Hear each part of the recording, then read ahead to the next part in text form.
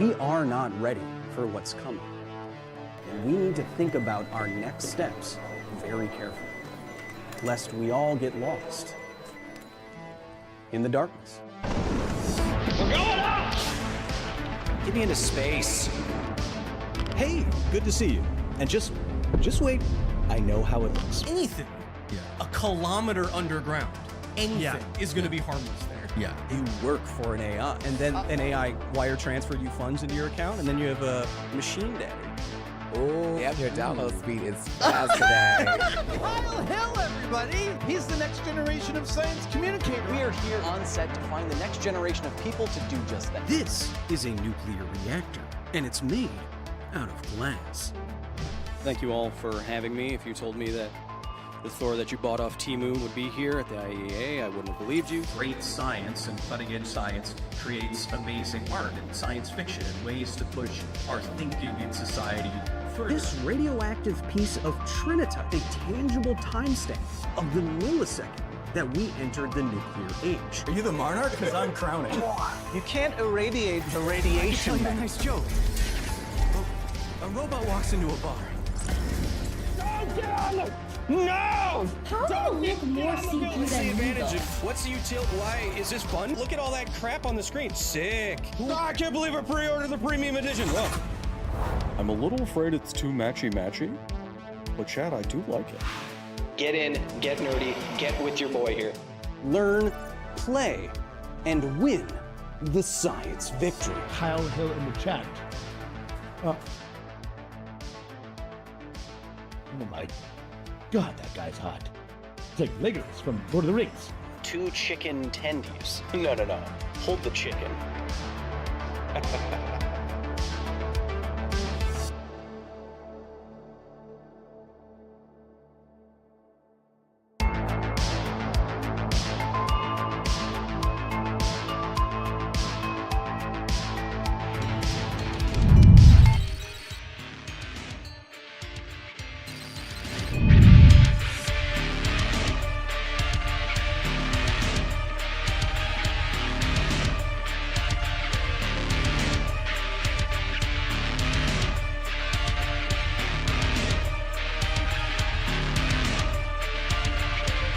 No, it's the trapdoor on the left.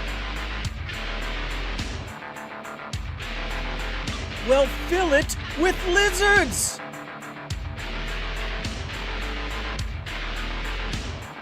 Yes, the ones that spit blood out of their eyes. Christmas crackers!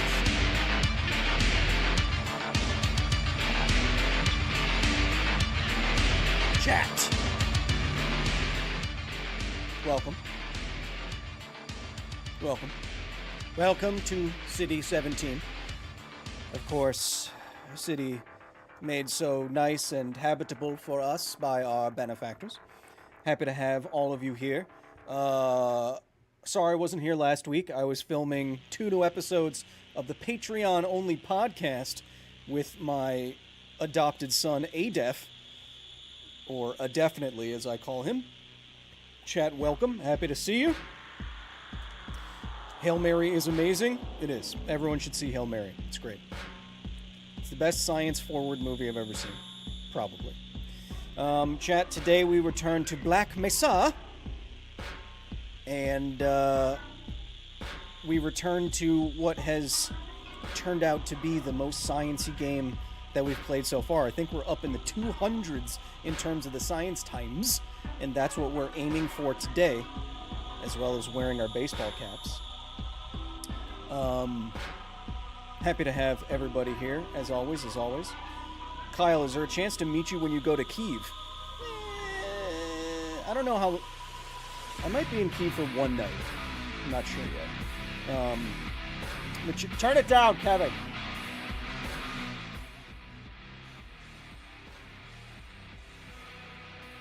Yeah, it's fine that she comes over, but you got to keep your door open. I don't trust her. She's got a split tongue. That'll do something to a man.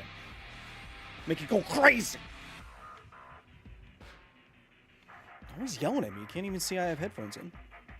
But chat, we return to Black Mesa with my fully gyroscope-enabled PS6 controller, and I think we're almost to Zen, but nothing could be more Zen than the science times that we're going to have today. Isn't that right, Jen?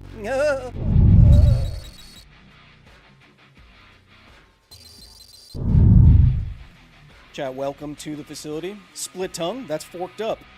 First of all, boo. Second of all, it's a new trend that alternative women are doing. And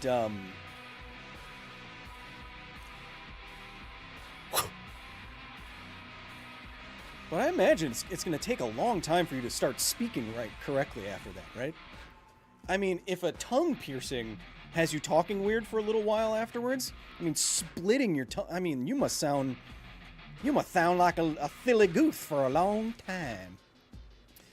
But also, you know what I mean? Chat, happy to have everyone here. Let me just check the old Monitorino here. We got Johnny Hopkins, Dima, Newcastle, HBT, Roberts, John Photo. Hello, Photo. That's from an old commercial. I'm an old man now. It was my birthday yesterday. Happy to have everyone also on Twitch. I can only see the bucket, but sometimes I only want to see a bucket. You know what I mean?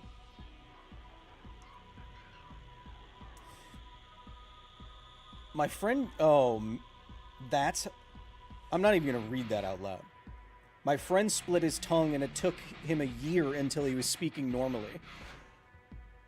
Yeesh! I mean, anything for the gram, I guess. Holy crap.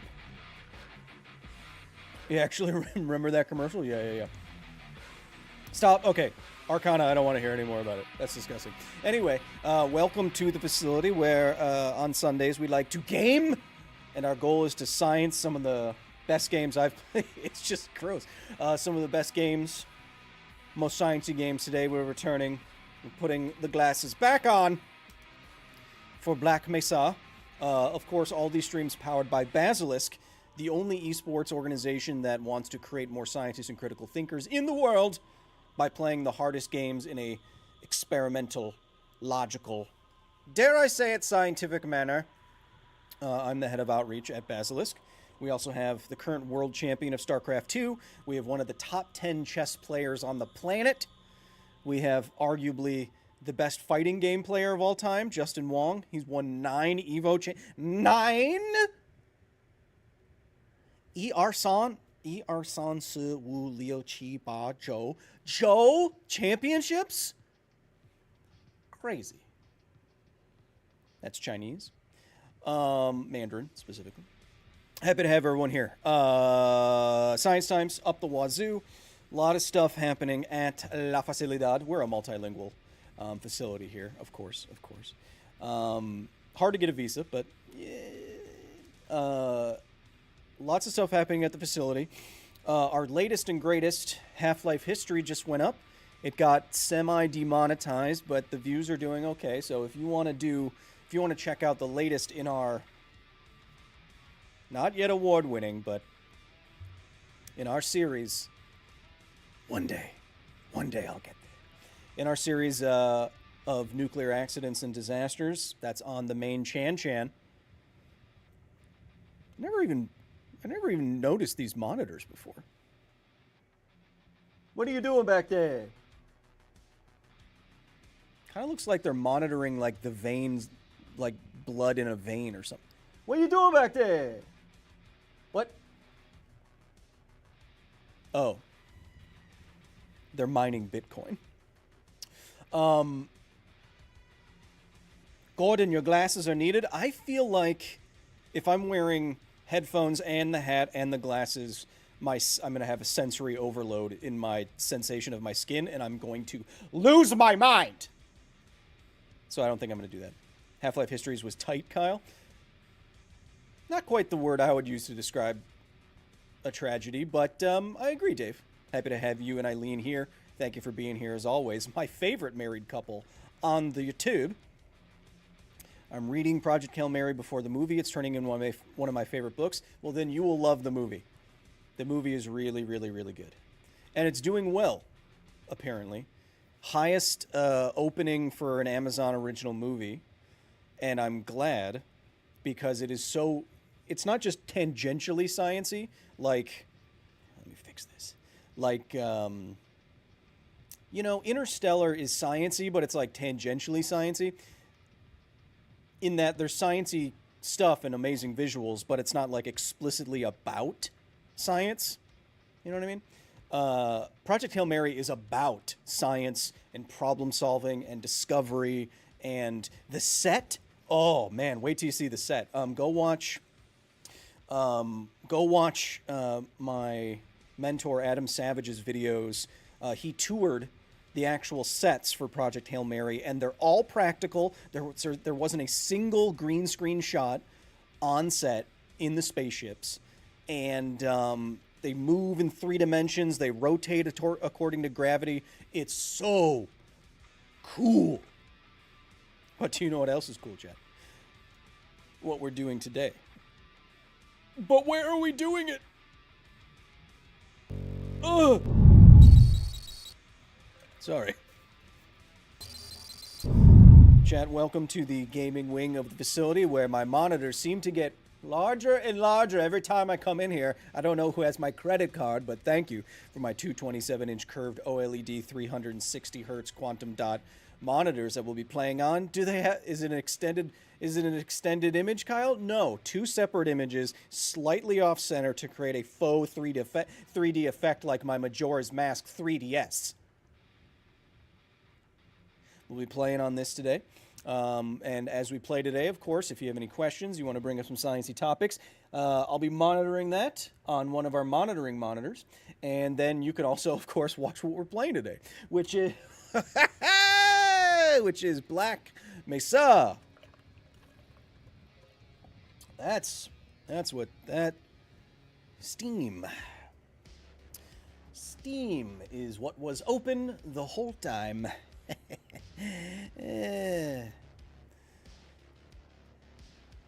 Husband is happy that you're doing streaming on weekends. He's doing chores, stream in the background. Bummed you can't make it to speak at his job this year, but said he would just parasocial him next year. Cheryl, where, if you don't mind me asking, where does your husband work? Did I get a notification or something? If you did ask me via my agent Kevin's to appear somewhere, I apologize. The last couple of months have been extremely busy, and I have a lot of international travel coming up, and it's stressing me out. What do you think about Rocky's biology in terms of its feasibility? Well, I didn't read the Project Hail Mary book, which I know goes into a lot more detail, so it's hard for me to say. What I'll say without spoiling anything for people who haven't seen or read, the biology, well, Rocky is so delightful and is a fully practical effect, and the performance is so delightful that you don't really care. Like, people ask me all the time, Kyle, do you get annoyed when the science is right and isn't right in movies? Only when it's glaringly wrong. If something is really good and fun, I don't really care. I'm not saying Rocky is bad. I'm saying that he's so much fun, or they are so much fun, or it's so much fun. I don't know if those creatures have gender, but it's so much fun you don't care. It's just so good. Kinamori, welcome on Twitch. Walnut Willie, is that my DNA floating behind you? How you like that? It's a new character I'm working on.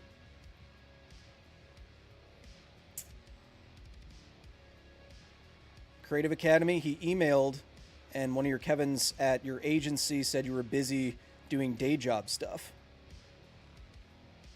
Yeah, sometimes they do that. Sorry. Sorry, everybody. Sorry. First of all, fun noise. That's my scared prospector voice. As a professional voice actor now, I'm trying to come up with more and more, characters for my reel, right? So that's my scared prospect. Oh, well, if we go down to the mines, the ghosts might show up again. How's that? That's my new guy. His name is going to be Willie. His name is going to be Walnut Willie. There's gold in them there hills. I tell you, gold.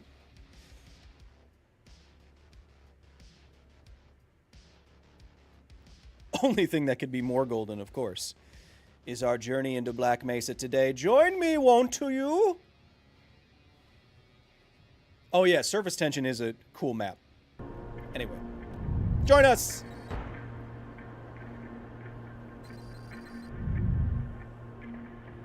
Okie dokie. Artichoke. I don't like that part of me is always invisible. It was a terrible accident I was involved in as a boy. You know, like how you fall into, how the Joker fell into those chemicals?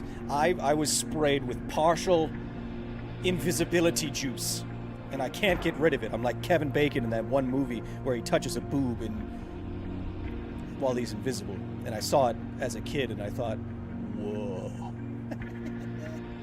Too specific? Was that too specific? Remember, chat, total science times 224 in 4 sessions. That's pretty crazy. We're trying to maximize science times. Beep, boop, pop, beep, pop, boop. But Kyle, if you're not hitting it with your fingers, what are you hitting it with? Try to maximize those science times. The Hollow Man, yes. I was gonna say something else. Oh, we gotta try to see if it will load. Most of the time, it doesn't load. Resume. Resume. Simon says resume. Resume. Resume. Resume. Ooh la la. Nope. Okay. Okay. Usually we have to go back to some sort of autosave with a picture. Greetings, Dr. Hill. Asterisk. Thank you. Welcome. Penitent. Nice to see you. Rhoda, is your Hisashi Auchi video out yet? Yes, it's the latest video on the channel. Go check it out. Go check it out. It's live right now. Dude, I did slowly lose my mind playing Metal Gear Solid. I just... I kept running into those blasted mines. All right, remember, chat. If it looks weird as I'm playing, it's because... Hey. It's because I have full gyroscope capability. All right. So I'm going to use that to aim and whatnot. But I'm also constantly moving my legs, so... If that's why that's happening. What is that? Why is that box there? One moment. Boop. Boop. Demonetization get fixed? No. Doesn't surface tension affect animals differently depending on their size? Yes. So, surface tension... I don't know where I'm supposed to be going at this moment. Laser. I've been playing Diablo. You have to give me a second. Surface tension is thanks to the adhesion and cohesion of water molecules. So water molecules can adhere to surfaces, and then they can also cohere to each other.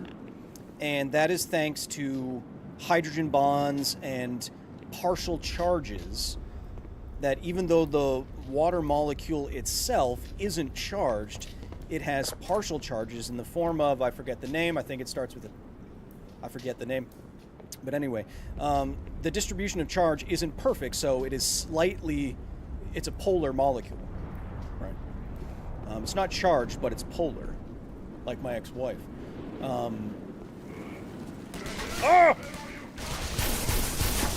So, that means it can attract and repel itself.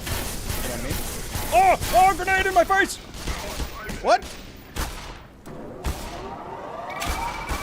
Oh! Alright, I gotta remember I have a gyroscope on.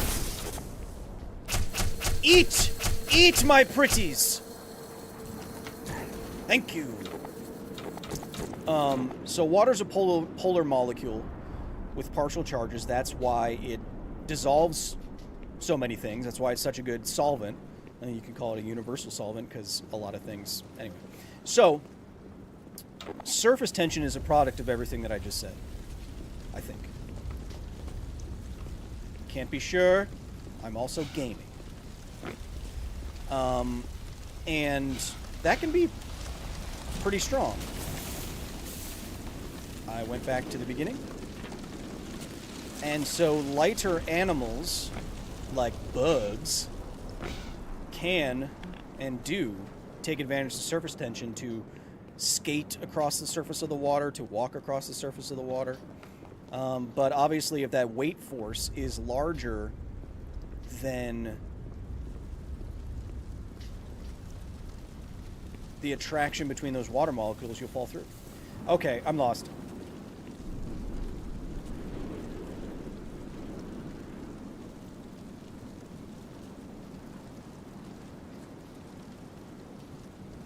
Thank you, Newcastle. I appreciate it.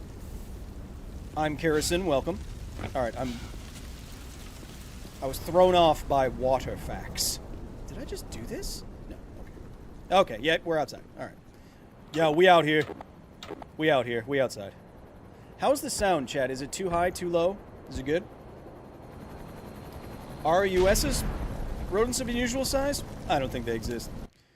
How's the volume? Too high, too low? We good? But anyway, yes. So water has partial charges, even though it's not an ion. It dissolves into ions. That's what makes acid and bases and stuff. 5 by 5. But because of that, it can create surface tension.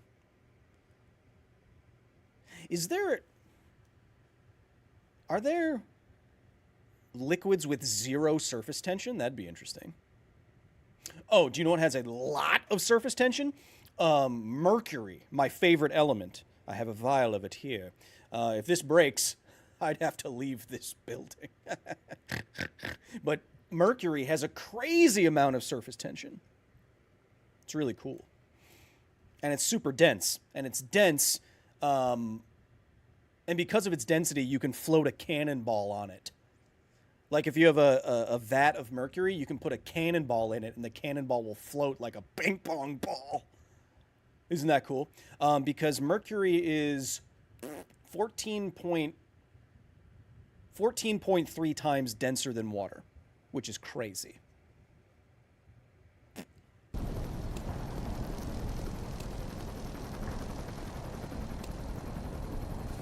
Oh. Yes, fight the aliens, not me. Turn off your flashlight, Gordon. Yeah, I can do that. Bye-bye. Bye-bye.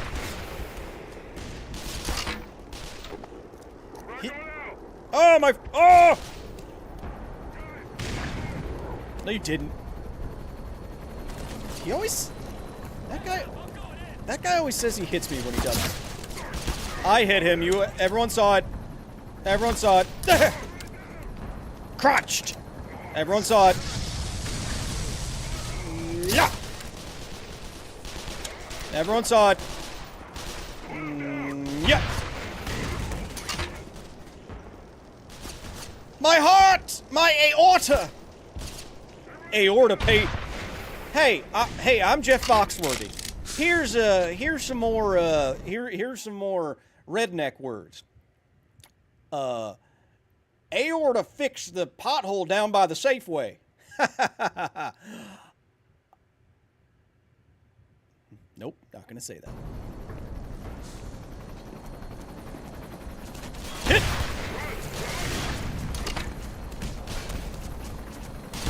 Yep.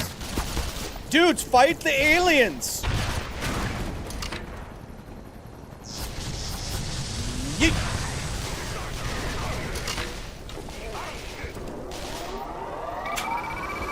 Oh! Oh! Oh! Feed! Feed! And then fly off into the Stratosphere.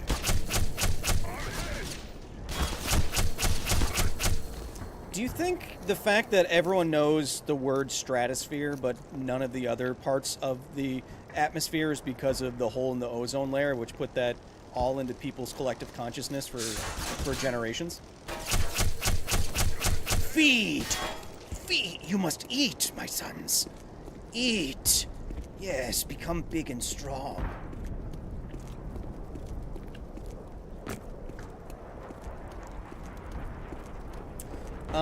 I was always curious about how pressure increases while diving deeper underwater. Well, it increases 1 atmosphere every 10 meters. That's how the math works out. And if it also ties to human body mass floating to the surface somehow. Well, science time. It's not... The pressure isn't why the human body floats to the surface, especially after it's dead. The human body is mostly water, so it's a similar density of water, so it has a good chance of floating in the first place.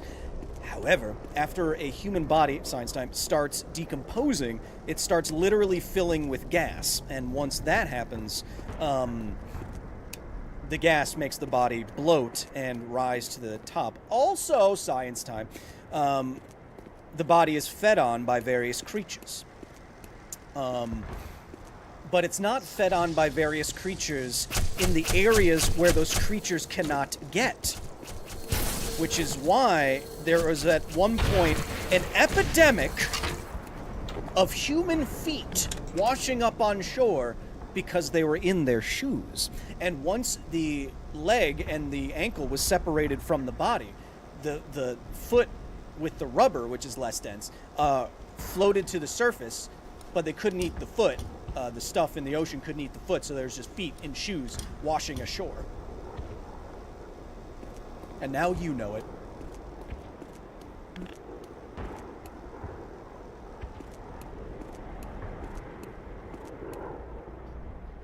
You can pick up grenades and throw them back? You can?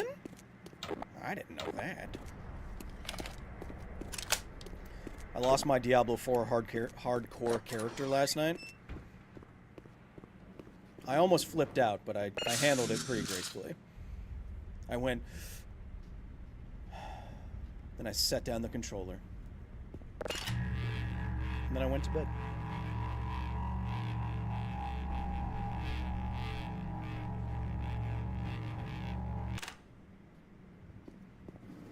The ozone hole is Motley Crue's fault. Well, I don't know what Kickstart My Heart has to do with it, but alright. Hey. High five. High five! Also, thank you for those who are in the Discord. That's patreon.com/Kyle Hill. In the Discord, you found the actual Samurai Jack reference I've been making for the last 15 hours in this game. High five! It wasn't the dog scientist. It was a bald scientist, but he still was trying to get Samurai Jack to go high five, and he'd go high five, like that. And knowing that eases some of my soul's pain.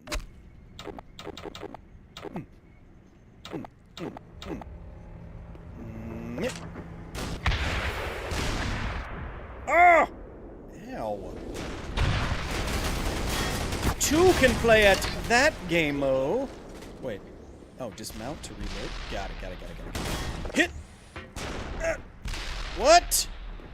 That almost turned me into goop. Wait, do you... Oh, you have to actually reload it? I don't remember that. Hit! Quick! Loading cannon, sir! Cannon loaded, Private. Firing cannon, sir! Good kill, Private. Hey, thank you, sir. Can I go home now? No. We need the oil. Topical references. Do we go back now, or do we jump the... I think we jumped the fence, right? Did we jump the fence? Hit!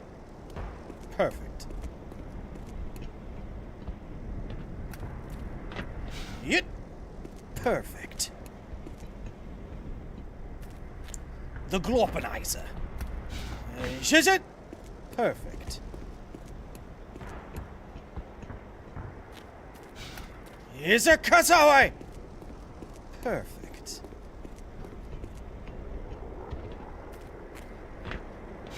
Shattuck circuit! Perfect. Jason Priestley! Perfect. Maury Povich! Perfect.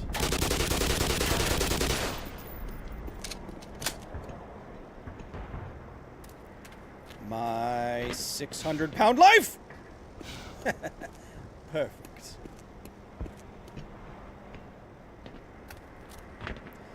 My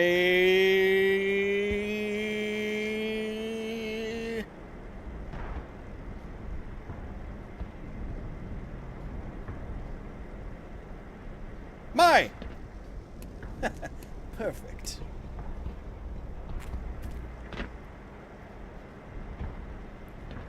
Fresh Prince of Bel-Air.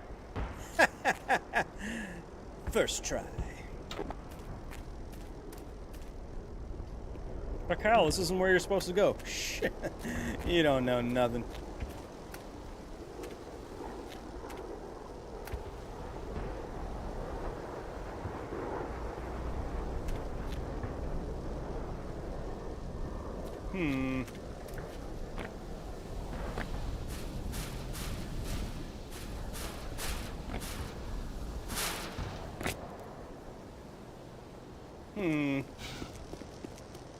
Okay, so we just so we destroyed those guys there, but we didn't go in here. Perhaps. There we go. Boo. Oh, Sharona, right. My Sharona. Also, the commissars in town don't turn around.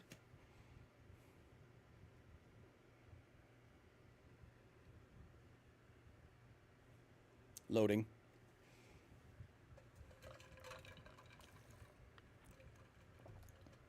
Hydrate.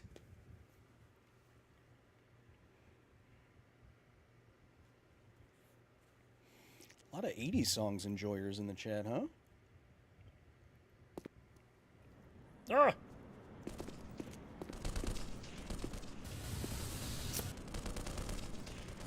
Oh, the sound hasn't caught up yet. One moment. One moment, it'll get there. There we go. First contact this piece of green stuff.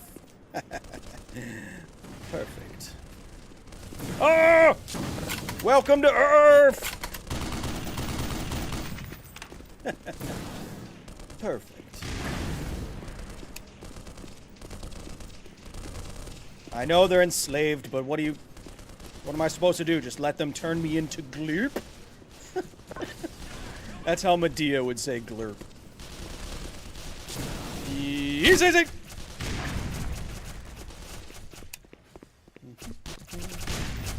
Oh, big boys!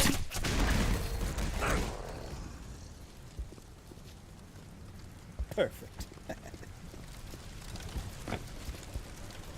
Salkin J, thank you for... Oh, you're on a 7 stream streak.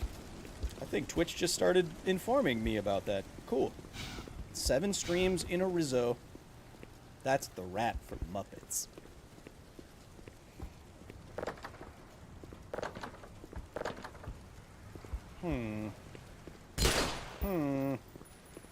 Mayhaps there's a vent me can crawl through. What? Oh. This is the introduction of bouncy bouncy things. Ow, my ankles. He bounced too high.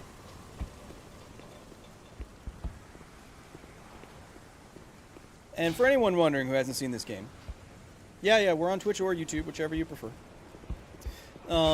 This is a fan-made remake of Half-Life 1, which is widely considered to be one of the best games ever made. This remake was so good, it added new sounds, a whole new soundtrack. It reworked the entire ending of the game, new assets, new art. It was so good. So good. that Valve allowed them to sell it. It's one of the best remakes I've ever played, for sure. I mean, it's pretty hard to beat the Dead Space remake, but this is, for a fan thing, this is up there for sure. Zombies!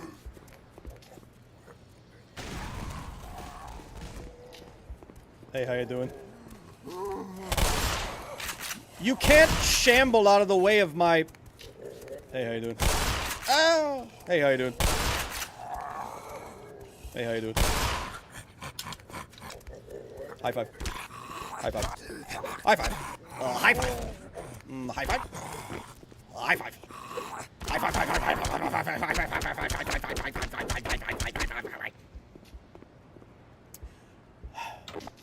Chad, I'll have you know that I also, if you're wondering, I also managed to fix my rib hurting me problem by tying a bathrobe belt around my ribs so hard that I can barely breathe.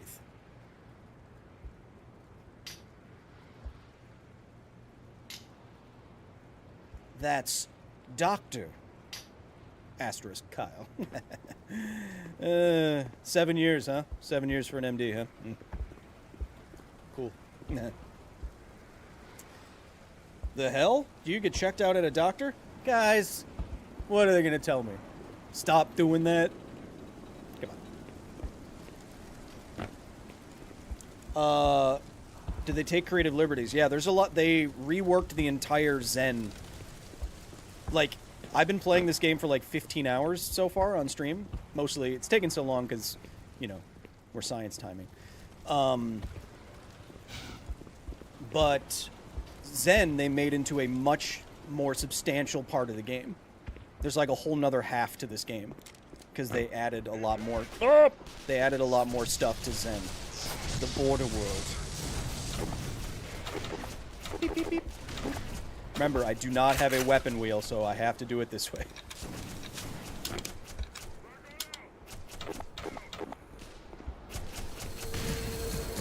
Ow! Hello. Beep. Gyroscope.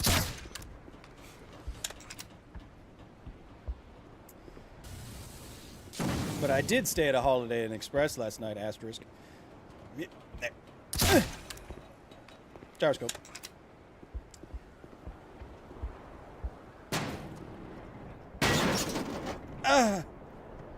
Did these just call me fat? Hit. Hit. What's crap? Gimme.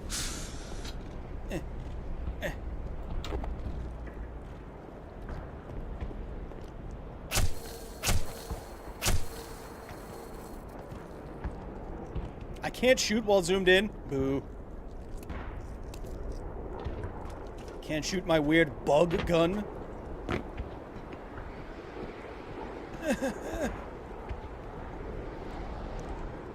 That doesn't look infected. It'll be fine.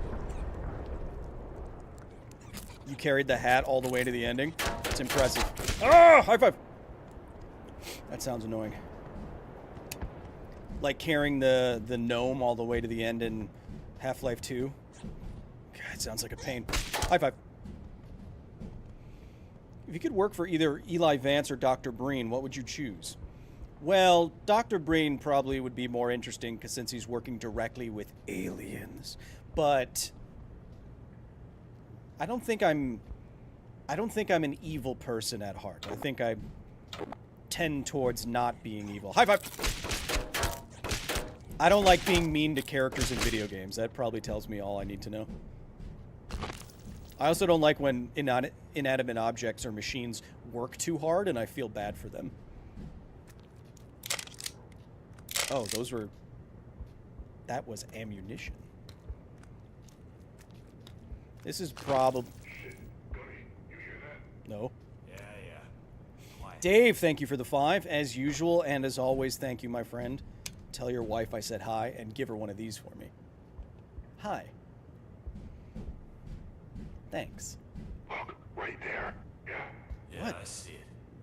Get ready. What? You see me moving around in my vents? All stealthily? I want that stuff. Ah.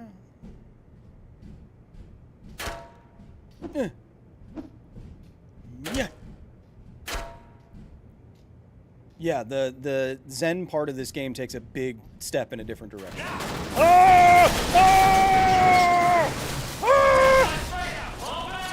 That was cool. I don't remember that. Feed! Feed! Feed! Yes. Feast on human flesh, which you are now accustomed to. Yes. Feed. Feast. Human flesh is so delicious. Go get it. Yes. Go take that flesh. Who is... Oh!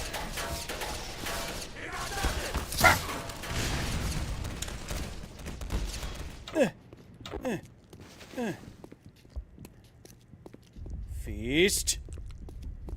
Oh, feast! Eat his stuff. Eat it. Eat it. Yummy. Where are you storing all those guys? My butt. Yeah, B-Grub in the remake is lovely. Hey, chat, I realize... So I like watching... Power 15%. I like watching Dark Souls speedruns. Because I like my man Distortion 2. Because he's chill and he never shows his cute little face. But, what I realized is that I've never played a Dark Souls game. I've played Demon Souls, I've played Sekiro, I've played Elden Ring. But I've never played any Dark Souls games. Would you like to see me play Dark Souls? At some point? How's Arya? Frickin' ripped. And hot. Hot as hell and ripped.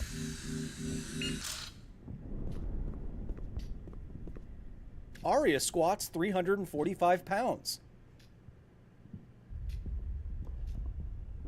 Oh! If only I can get her to split her tongue. Woohoo! I wouldn't be streaming anymore, I'll tell you that. Bomb. Jesus, guys. Oh. They're trying to ambush me.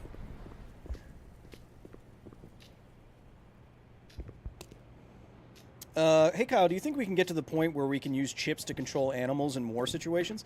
The war in Ukraine and the innovation therein is proving kind of beyond a doubt that no, we're not going to need to use or figure out how to mind control animals, because the use of cheaply made but highly efficient drones is already changing the face of warfare over there. Yeah, I think it will be machine based, not biologically based. Nah, I mean, warfare's changing out there.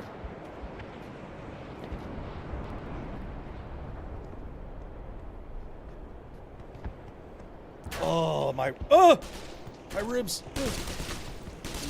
Gyroscope? Oh, the sound hasn't caught up yet. There it is. I hit him. No, you okay.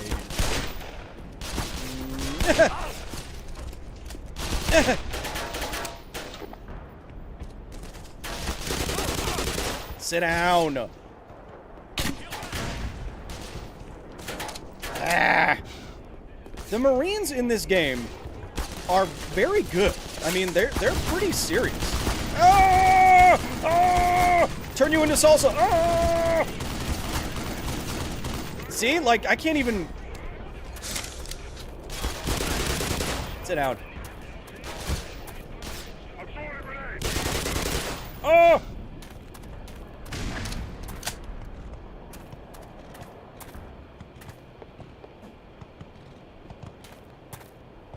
Let's say you have a car from the 60s or 70s that was running when an EMP went off.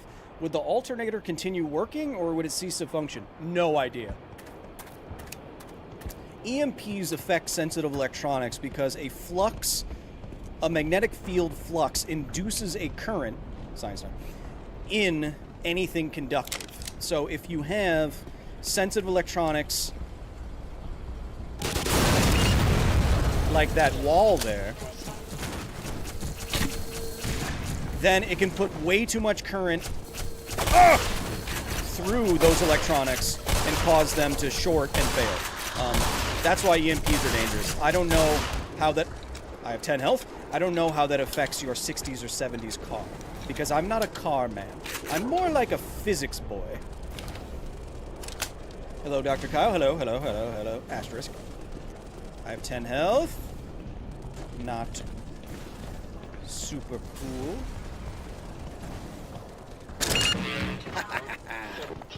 We're back! Hey, Kyle, what have I missed? Nothing. What do we ever miss, you know? You're a swordswoman? Hey, Leah. Hi. How you doing? I'll just stay in here until the war is over.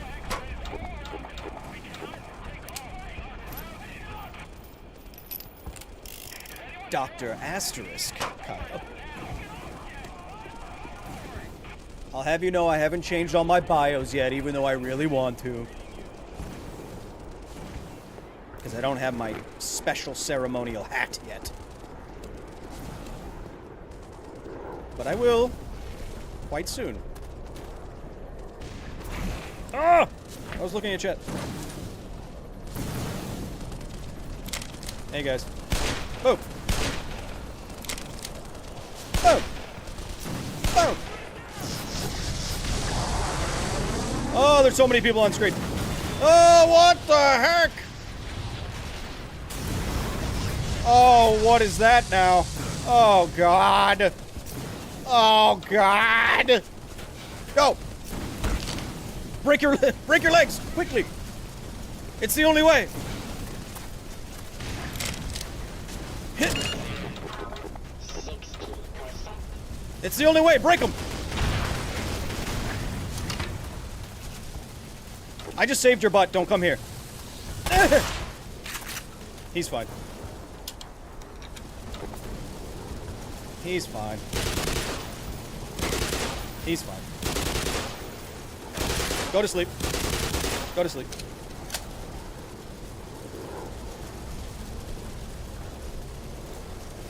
Will your PhD double as a deadly weapon? Yes, I'm going to reinforce it with a steel rim so I can throw it at a statue at a golf course and cut the statue's head off and then pick...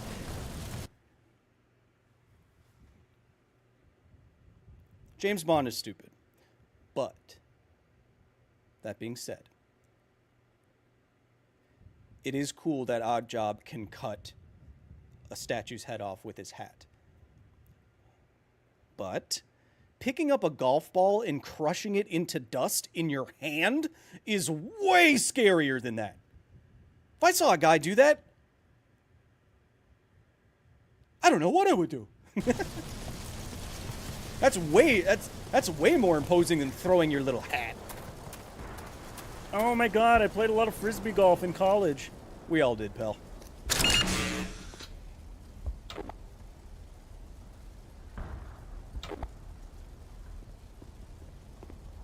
Any chance you can play old games like Siphon Filter? Yeah, why not? I mean, if the game is good and it's sciencey, and I live for a number of more years, I mean, we'll get to a bunch of games eventually. But not Crimson Desert.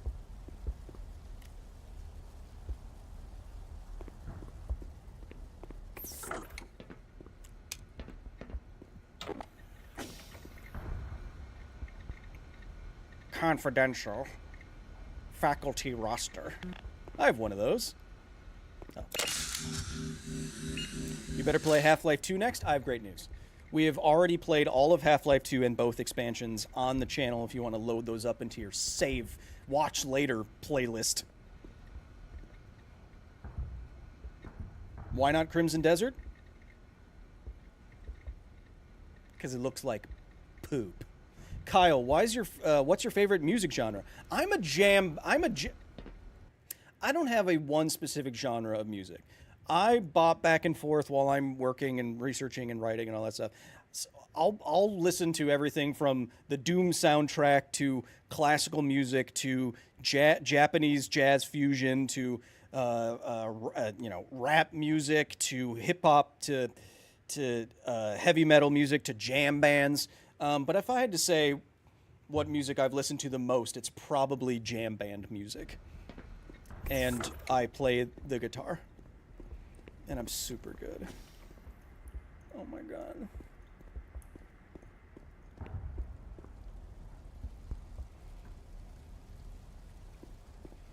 Jam bands, you mean like King Gizzard and the Lizard Wizard? They're not really a jam band in the same way that like Fish is a jam band. I'm more of like a Fish type of guy. In fact, I saw Fish at the Hollywood Bowl on 420 and then the Las Vegas Sphere on 420. Ah! It was pretty sweet.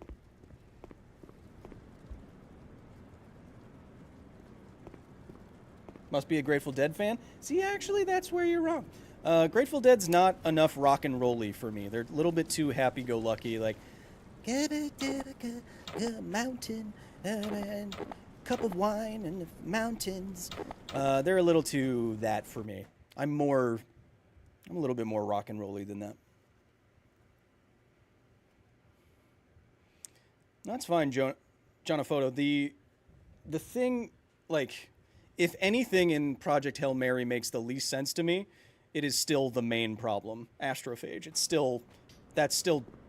It doesn't really make sense to me, but it's fine. Van Halen?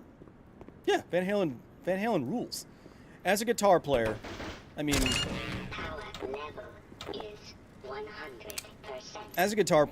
Eddie Van Halen is one of the top 10, top 5, I'd put him top 5 greatest rock and roll guitarists in history, and not just good technically, but influential and innovative, and he created his own techniques, and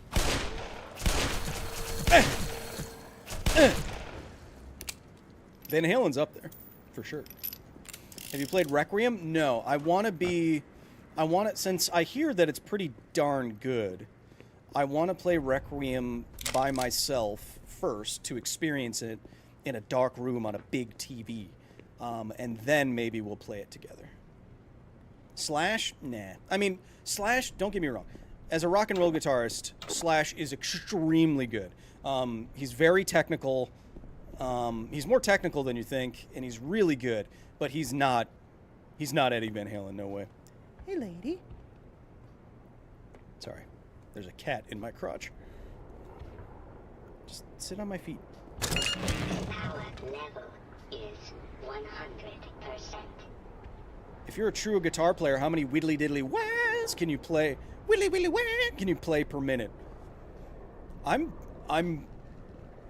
Look, I don't want to get into it, but I'm better at electric guitar than you probably think I am. Oh!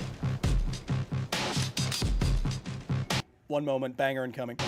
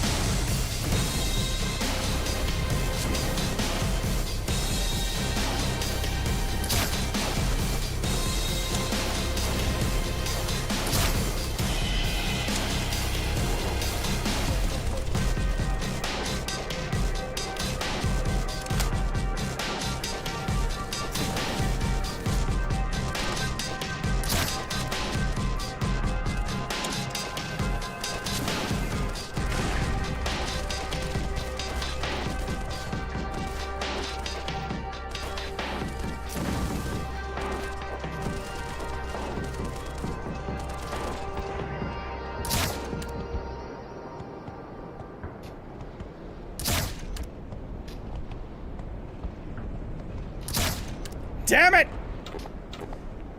Dude, this so like one of the things they changed was they gave a new soundtrack to the game, and it is ballin'. Like the dwarf that carved the mountain or whatever. The soundtrack is ballin'. How long till we get a video of you playing alongside Mick Gordon? I'm more of a lead guitar. I'm not really good at the chunky chunk. I'm not a heavy metal guitar player. I'm more like a blues rock guitar player. Your guitar player, is your G string tight? Only when Aria asks. Feast! Yes, feast on human flesh. Yes, feast on delicious human flesh. Yes. How tasty we are to you. Hey.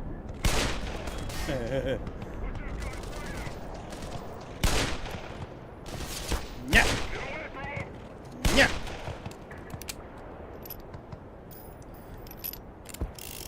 A bullet flinging you conservatively 15 feet doesn't work. A bullet from a handgun has about the kinetic energy of a baseball. And so even if all the kinetic energy from a bullet was perfectly transferred into you, which it's not, like in a perfectly inelastic collision, think of like, think of like a bullet being shot into a block of wood and then being stuck in that block of wood. That's like a perfectly inelastic collision. Yes. I think. Correct me if I'm wrong. That's like a perfectly inelastic collision. And even if that happened with a human body, which it doesn't, obviously, a lot of times bullets go through bodies, you also have an intuition that the kinetic energy of a fastball thrown at your body is not going to do this. And then fall like Peter Griffin on the ground. Balin was Gimli's cousin who tried to settle in Moria before being...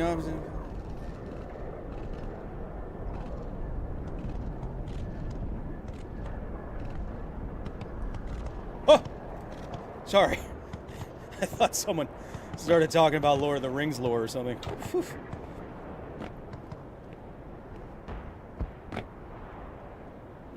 Testicle jump! Yeah! Yes. Quite the testicular launch pad. Dr. Asterisk is now your blues guitar name? That's not bad. It's actually not that bad. High fives. High fives all around. High fives all around. It's not a bad blues name. I was looking at chat. We're already an hour in. We're pretty low on science times today. Maybe I'm just... high five. Maybe I'm just a little tired. I don't know. I did film something for Basilisk before this. If you guys know the legendary StarCraft commentator Rotterdam, we are both on Team Basilisk. We're both in positions at Basilisk, and we just recorded some games of Mechabellum against each other. He is much better than me, but we thought it would be fun to record some games, so we were doing that earlier today. Spoiler alert, he's a lot better at that game than me. Even though I got to Grandmaster 3 last season, he has... Sick. He has over 1,000 hours in that game. I do not. Whee! Equip your weapon, Gordon. If you collaborated with Joe Scott on any science topic, what would it be? I don't watch any Joe Scott. Is he the one with the black, white, and blue channel logo that is a bald guy with a beard and glasses, but it's like a stamp? Is that Joe Scott? I see he's recommended to me quite often. Seems like a smart fellow, but... Sniper! That's clever. See, that's just clever game stuff. It makes you duck, or you're encouraged to duck to slow down, and then it puts a zombie next to you because it now knows that you can't stand up to get away. Like, that's just... You don't see that in Crimson Desert.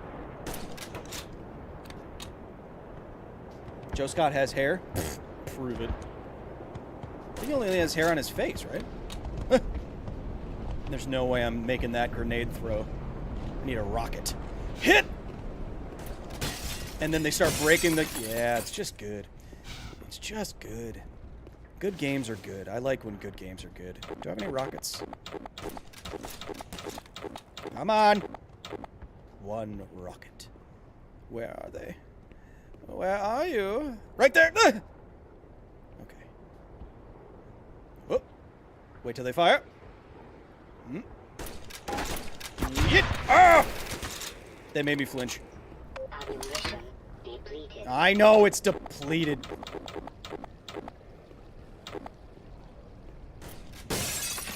Yeah, I know different bullets are designed to do... They hate these windows! I know different bullets are meant to do different things to the body, but none of them will... Not even an AK, not even a 50 caliber will throw you 15 feet across the room. What an AK bullet is more likely to do is cut you in half. Literally.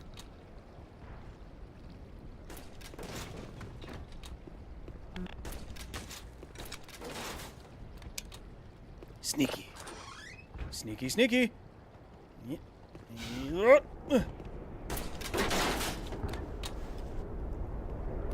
Sneaky, sneaky, sneaky, sneaky, sneaky.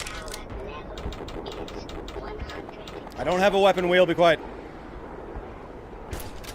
See, great games like this put you through different sections. They change the pace, they change the rules. You go from a really intense war section to then a quiet, kind of more puzzly section with this, to giving you new weapons and progressing. It's just good. Good games are good.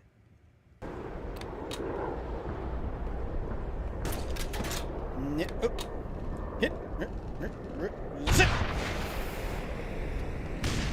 Boom. Did I get you? Oh! Oh, I made a huge mistake. I didn't know you could do that. They made me flinch again.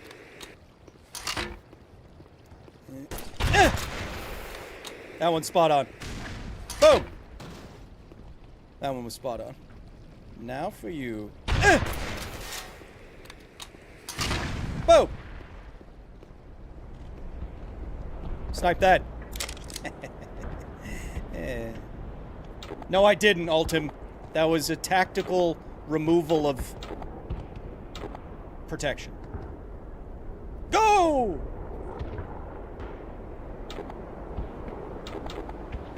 Yeet.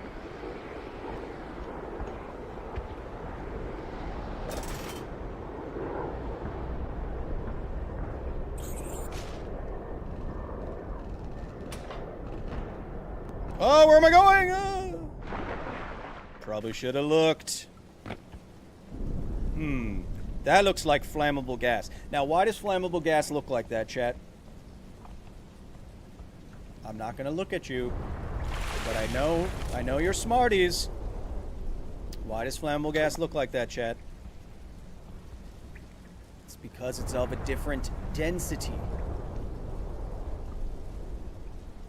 And different density gases refract light in different ways. That's why, also, science, that's also why it looks like stars are twinkling. Stars are not twinkling, but as the light gets through the atmosphere, it bends in different ways in different layers of the atmosphere. Fire!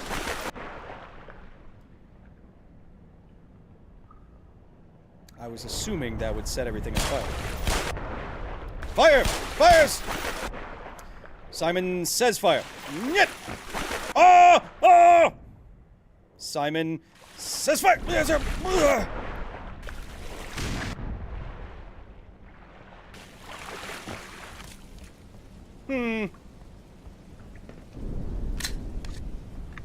Greetings from Finland. First time catching the stream, says Singland. I will be joining you in your lovely... Asshole!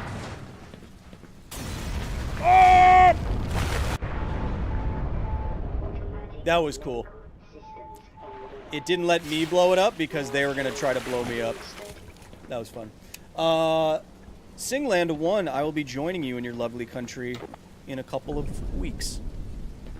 That was cool. Oh, and see, look. They even had the physics of it, like the... Oh, it crushed him. Oops. But it came out and made a thing in the wall. Sick.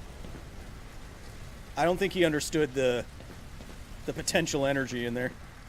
Oops. It is because of density, right? I'm not...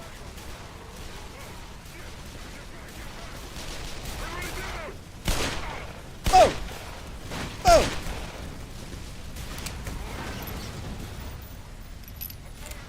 Yes. -7. Perfect. Perfect. It is because of density, right? The thing about trying to be scientifically accurate in a live setting is that I often end up questioning myself on things that I most definitely know, but then I second guess myself.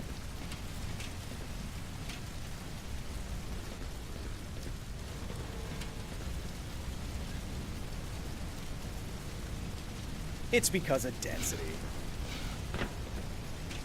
Yeah.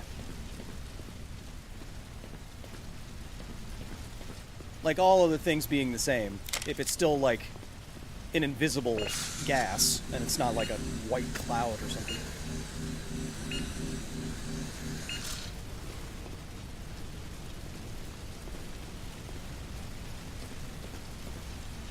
That's also why, let me double check myself. That's also why mirages happen. You know that? So on the very, very, very, very hot desert or something like that, the air near the ground is a lot hotter than the air up above, right? So light from the sky comes in and then gets refracted and or bent by that different density air, hotter air. Hefty Bags cheered Dex 100. Ah! Hey, thanks, Hefty Bags. The light gets refracted. There we go. Up to your eye, so you actually are seeing the blue sky because of that difference in density. But since your brain always assumes that light travels in straight lines, which is a decent enough evolutionary adaptation because it usually works, the light being bent up to your eyes, your brain assumes that it's coming from straight down, and so it looks like there's this blue shimmering part on the hot surface, but it's actually a false image, not a false image, but a kind of like an image of the sky on the ground, and that kind of looks like water, and that's how mirages work.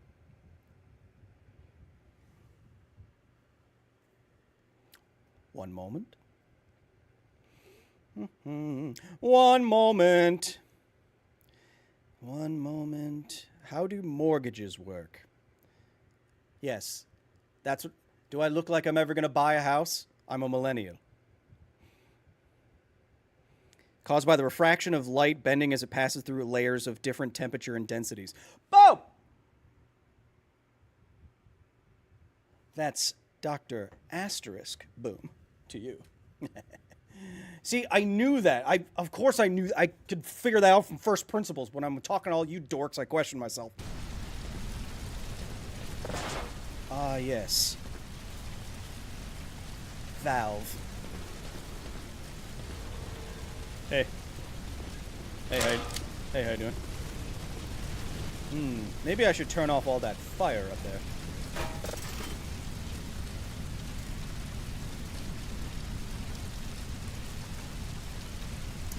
Kyle, how can a sheep's bladders be employed to prevent earthquakes?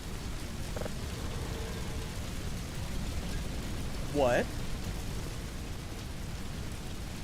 What? What? Ah, yes. Much less fire in the fiery place. Perfect.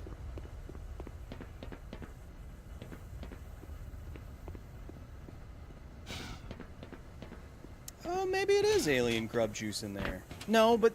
No, because they had, Singland, they had,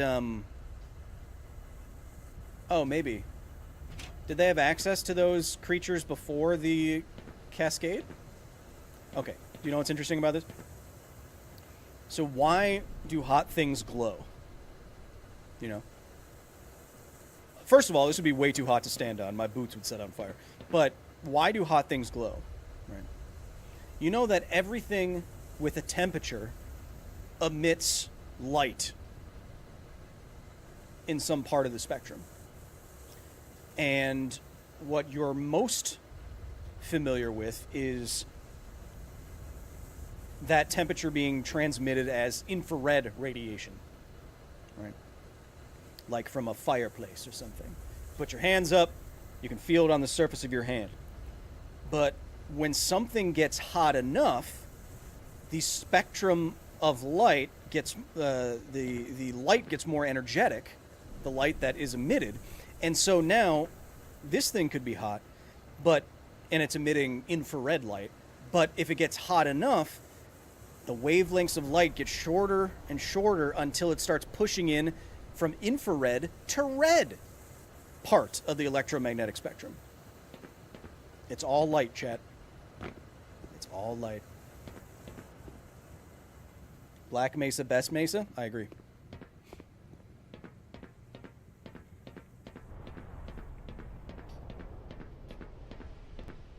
Everything with a temperature is giving off light. In some form.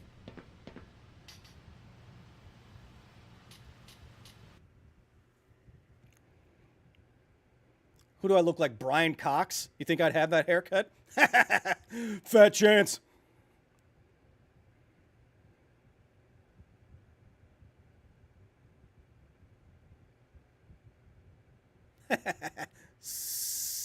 Gotcha. I was going to say something else.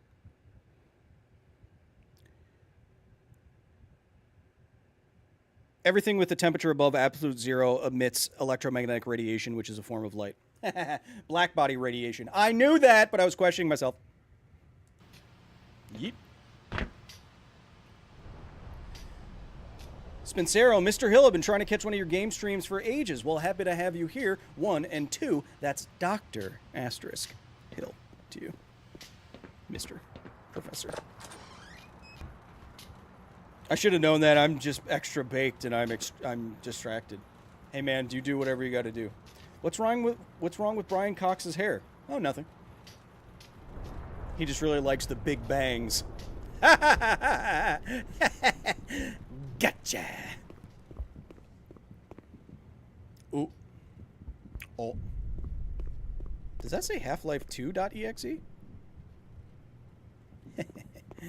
Easters. Hey, it's almost Easter. I think. I don't care. Oh, hey, dude. Dr. Freeman, aren't you? How could you tell? High five. The good news is, you just ran into the only guy for about half a mile who has lambda codes. Bad news. These guys are blocking the freaking goal line. I say we do this nice and quiet. They look distracted enough. Yes, nice and quiet. Yes. Nice and quiet. I agree. Nice and quiet. Nice and quiet. Nice and quiet. I agree. Nice and quiet. Yes, I agree. Nice and quiet. I agree. So quiet. Nyet. Okay. Or loud. Loud works too. Sure does. Jesus. High five. Oh, high five. Hey, Heidi. Nice to see you. Hope you're doing well. Well, is it flammable or inflammable? I can't tell. I want my own secret plane. No, I don't. Actually. Whoa, what is going on there?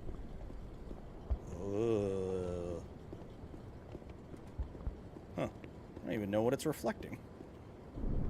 Is that a truck? What the hell are you? Oh, maybe the ceiling? Yeah, I guess so.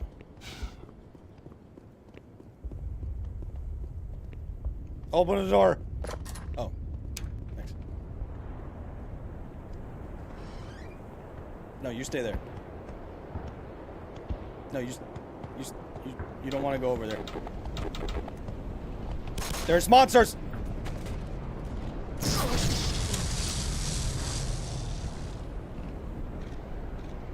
What did I say, Barney? You died immediately. You died as you lived. Bald. Gotcha.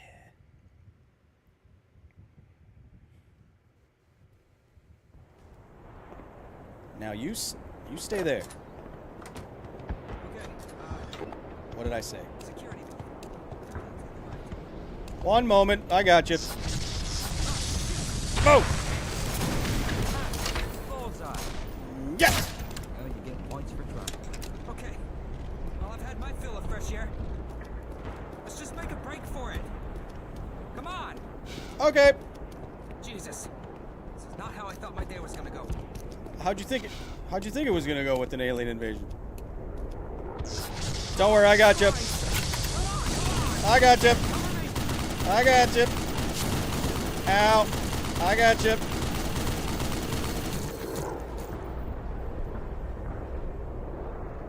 I got you. Let me load my super poison dart thingy and grab this.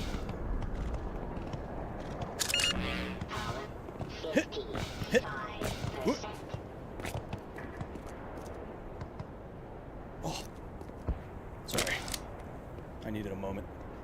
Okay, we made it. Oh, that'll get your heart pumping. After you, good sir. High five. I tell you what, that could have been a lot worse. Wait, what? Spoke too soon, buddy.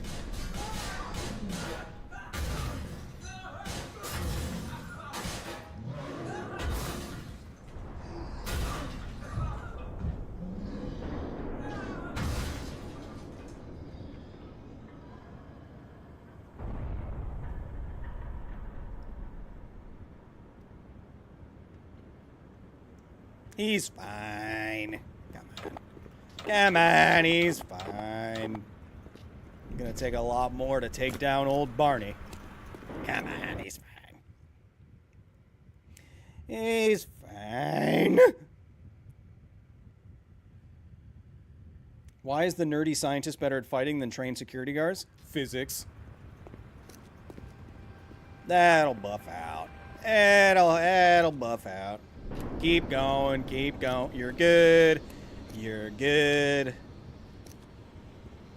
High five. The sound isn't on. You're good.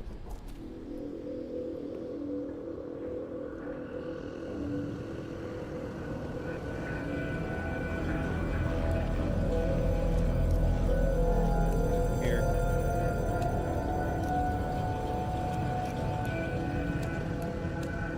It's probably...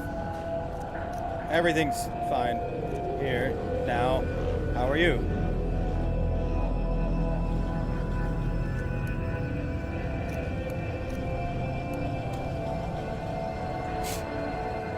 What do you think what did you think of the spaceship in Project Hail Mary? It was awesome. The entire thing is practical.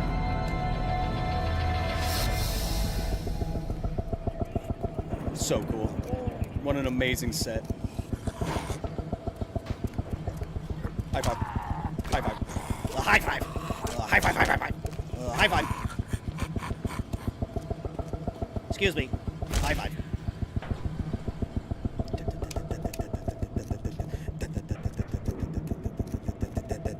feel like I'm in a Christopher Nolan movie.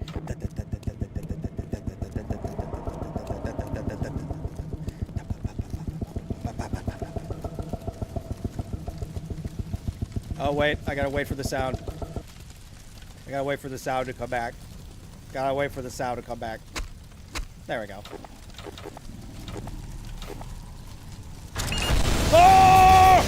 Oh! Oh! Oh! Oh! Oh!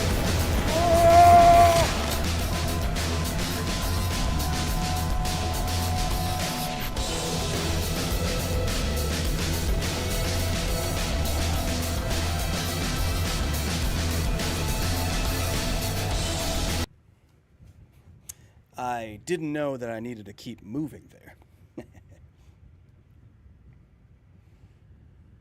The soundtrack is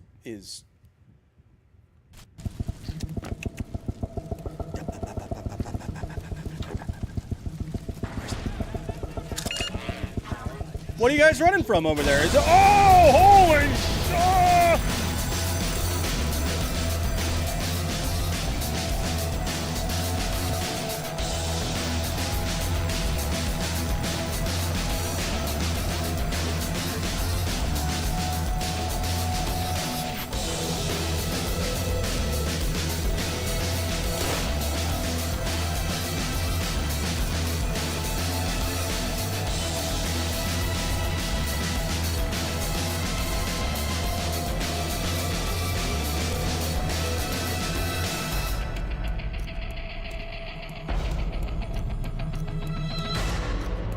I think I may have avoided its trigger.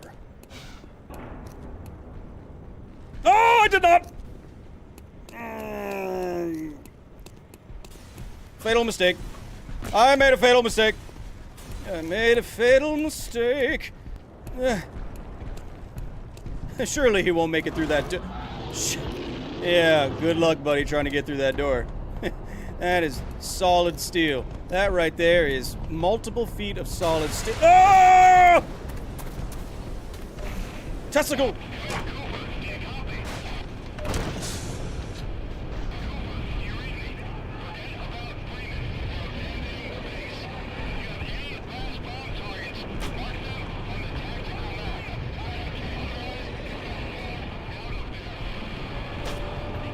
There, he's right there. He's right there. Fire! Fire, he's right there. No, he's over here. Nope, the mortar's over here.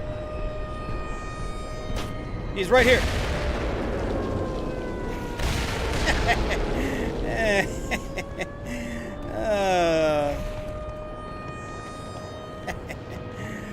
Nice. When I played this part the first time, I was like, that's so awesome. It's just... Again, great games will introduce very fun, like, game mechanics, and they won't stay with them too long, right? Like, that mortar... Will you shut up? That mortar mechanic is only used, I think, once in the entire game, and it's so cool.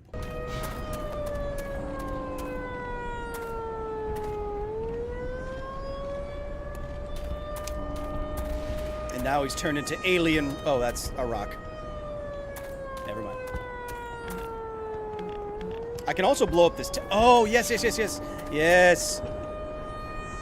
And then it makes you feel smart by thinking about, like, how do I get across that? Where do I... Well, that's explosive, right? Well, maybe if that's explosive, maybe I can do this.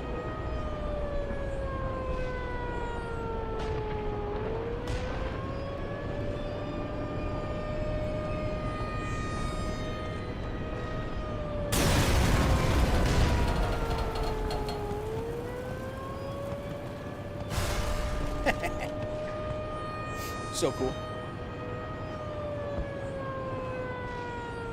Thank you, Dupalis. Dude, bro. What do you want, Mitchell Jackson? Dude, low-key, bro. I'm Half-Life maxing.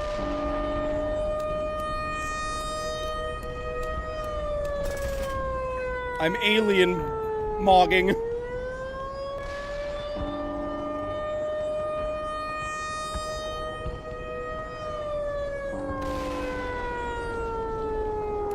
Really do without that siren. There we go. What are your favorite aliens from sci-fi? I gotta admit, before Rick and Morty got all cringe, one of my favorite sci-fi ideas that I hadn't seen before were those memory parasites that inserted false memories into your brain to multiply and make you think like you knew people that you didn't actually know. And I thought that was very clever, and I'd never seen that concept before. I think that was in season 2? I don't know. That was the first thing that I thought of off the top of my head.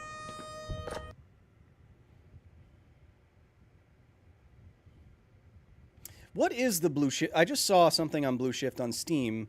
It was like the anniversary or something. What is Blue Shift? Is it a expansion to Black Mesa? Another fan expansion? But it's a mod, right? But it's a... What is it?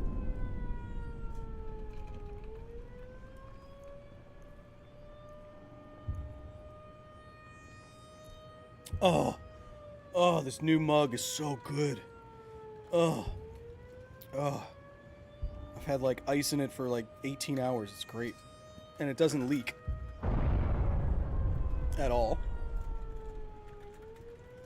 Because the straw can flip up.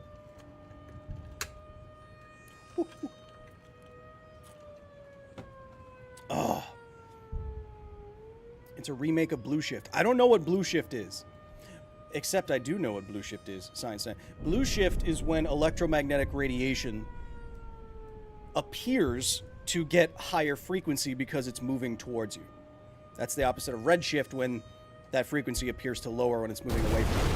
Oh, that's one of the primary... Science. That's one of the primary pieces of evidence...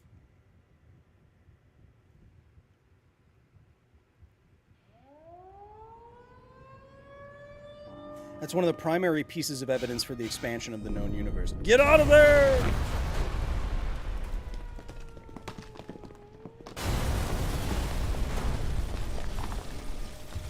It's coming right for us! He had a gun, I swear. I swear he had a gun.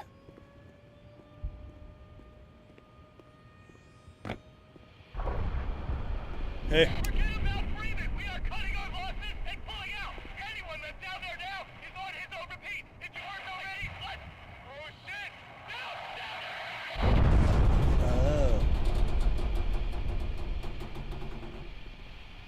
Not only are we way behind enemy lines, we just missed the last flight out of here. All right, well... I sure hope you brought some backup, Poindexter, because we're gonna need it. Okay, well, first things first. High five. Let's get the hell out of here. I'm pretty sure this turns on turrets and it's gonna kill him. Oh well.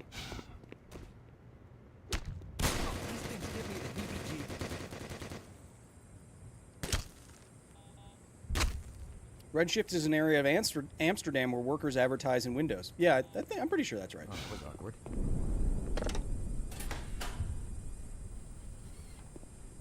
Bye-bye. I'm pretty sure that's right.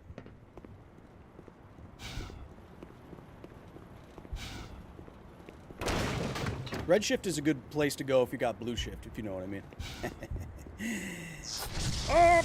Oh, big aliens! Don't go around that corner. What did I say?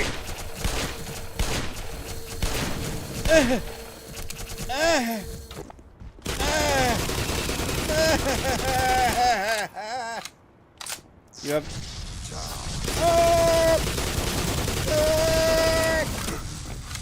Excuse me.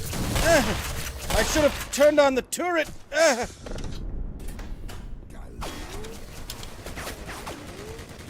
I forgot about that part.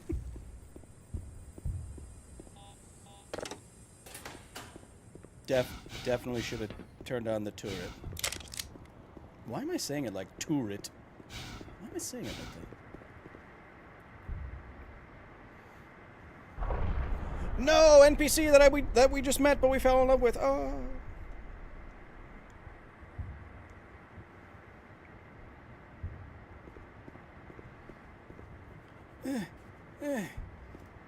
Hat. Itchy. We're almost at Zen, chat. I think. Oh! Come around the corner. Yes, sir. Yes, sir.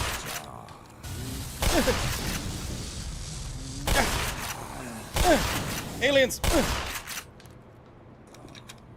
Sophisticated wolf. Welcome. I missed. I was reading chat.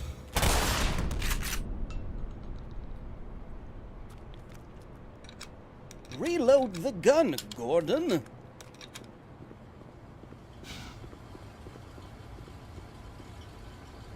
LED headlights.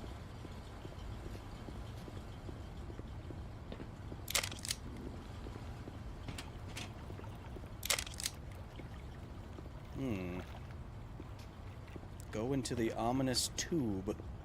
Sounds like a where? Why did I? How did I? Ominous tube.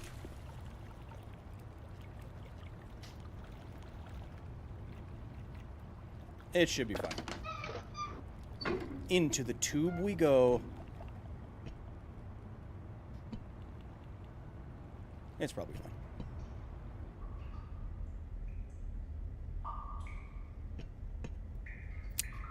Yit.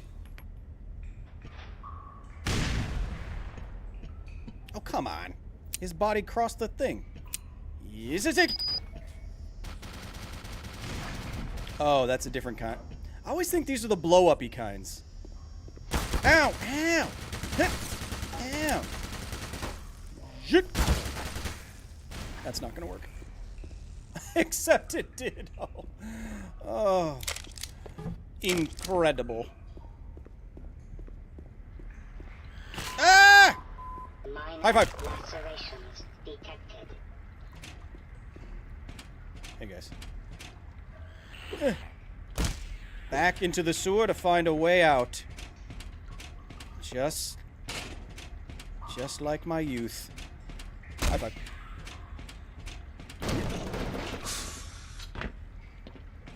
Okay. So we go this way.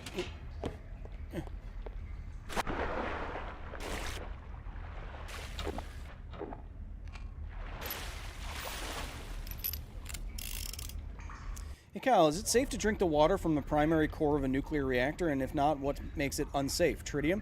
No, it is not safe to drink the water in the primary loop of a nuclear reactor. So a nuclear reactor, depending on the design, will have 2 or 3 loops. What's important to understand is that the primary loop, the loop that circulates the coolant through the reactor core and past the fuel, that liquid never comes into contact with any other loops. Physically. They don't mix materials. Because if it's water or sodium or gas or whatever, the coolant that moves past the fuel can become contaminated with fission products and other radioactive materials. And so it makes that primary loop contaminated, and if you were to circulate that through the heat exchanging loop and the condenser loop, then you could have contamination throughout the whole system, or interacting with the water that you're taking from an ocean or a river or something like that, and you don't want that to happen. So the primary loop can be and or is contaminated, and you definitely wouldn't want to drink that. Oh!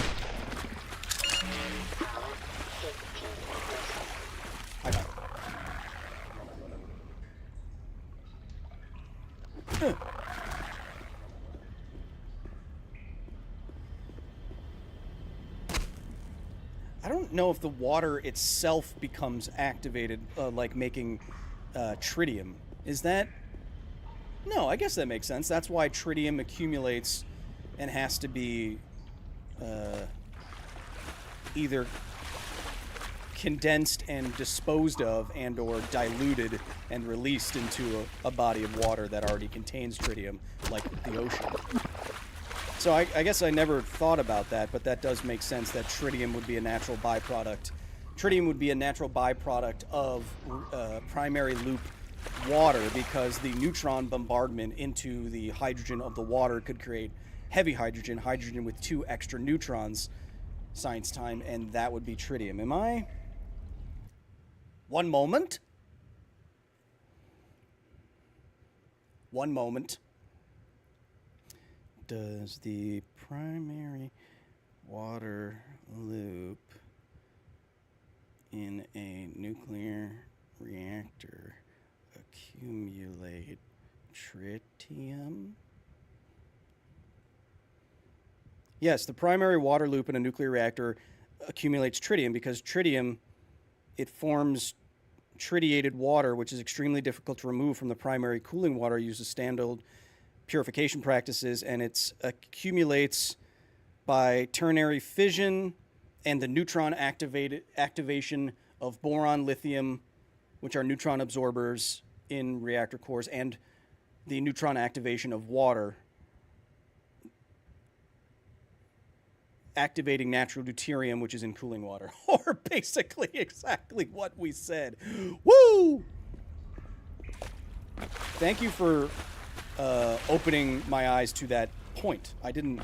I knew, like, so, science time. So, like, you've heard how Fukushima has to get rid of its tritiated water, but tritium is produced and released by nuclear power plants all over the world. It's lightly radioactive. It's primarily a beta emitter, much like Andrew Tate, and it is chemically identical to water, so it's insanely difficult to separate because it's basically just water. So purification processes don't work in the same way, or are not as effective, not nearly as effective. Oh, there's a giant thing in the water! Oh, it's terrifying! Just fire your weapon! Oh, that was so scary!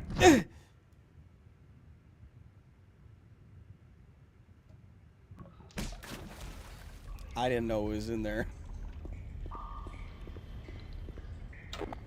Anyway, so yes, tritium is created as a natural byproduct because it is using regular water, which has deuterium in it. Natural deuterium in water, that's naturally occurring. And that gets activated by the heavy neutron bombardment. Ow, ow. Ow, ow, ow! Everything hurts me in here. How did the aliens get into the sewer so quickly? You ever thought about playing Star Trek Online? No, I didn't even... I'm stuck. No, no. Alright. Okay. Alright, here we go. Oh! Immune to arrows, are we? Yay. Excuse me. I thought tritium was just a character in the Matrix. Yeah. Most people think she's a guy. Most guys do.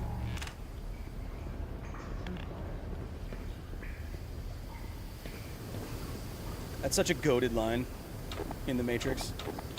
I love that. It's a great line.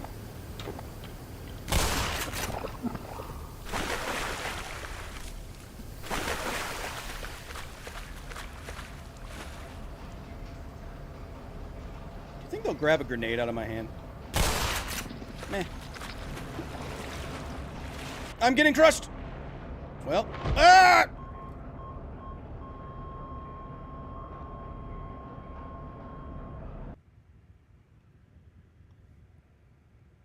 Oh.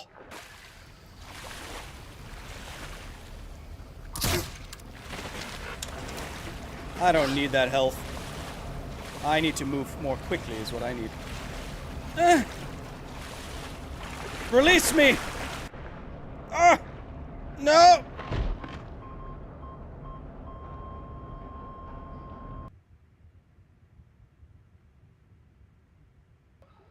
Ah, Carrie Ann Moss. Oh. Sorry, I was just having a really cool dream. Get!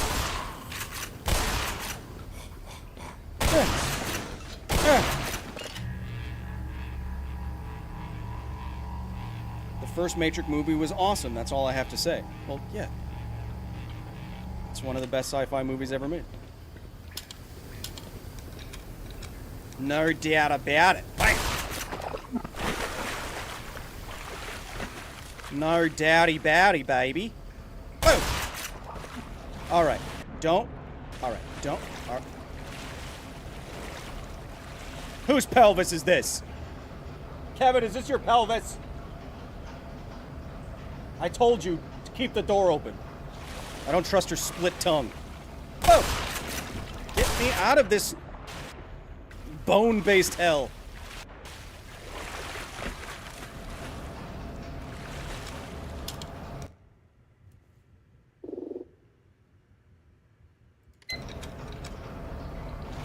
There we are.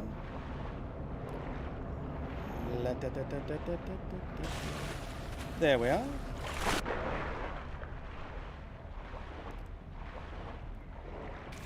I saw a really good documentary about a famous about a famous cave diving accident. I didn't mean to do any of this.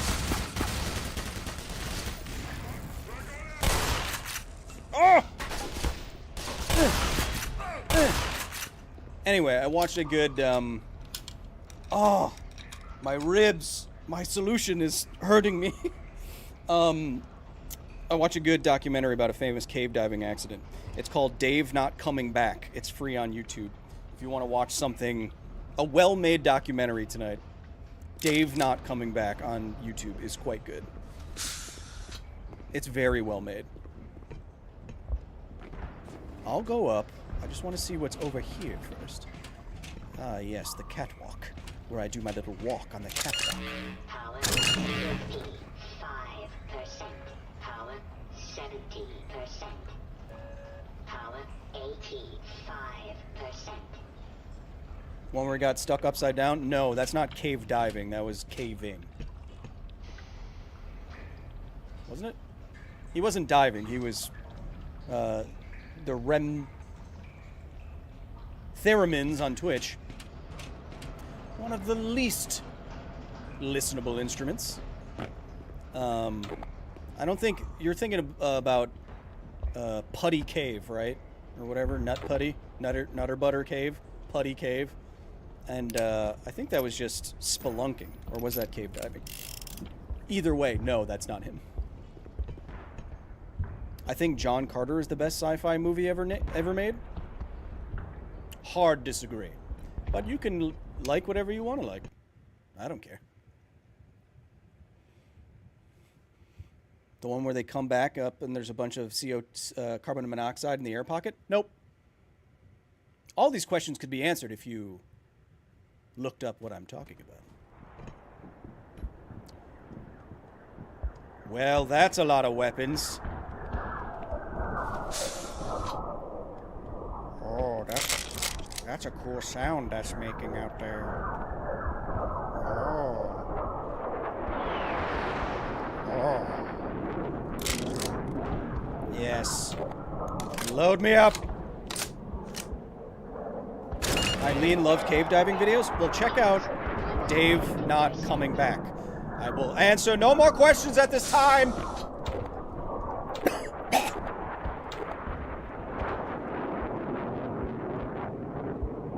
Still think Metropolis was a really good sci-fi flick. Is that the one by Francis Ford Coppola where all the acting and dialogue was absolutely indefensible and terrible? Or am I thinking of something else? And may I instead suggest Brazil? Brazil! Not that way. We shall commence thusly. Right after I... Let me out! Let me out! Summons... Ah, Ah, yes. Environment. They made this 100% better than in the OG game. I agree. This is the definitive way to play this game. For sure.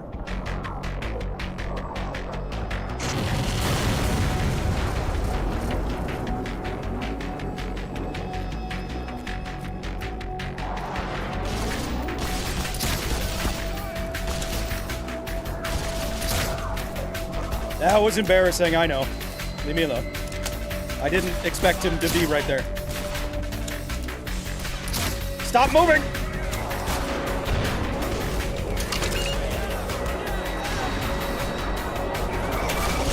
Damn it! They're so fast!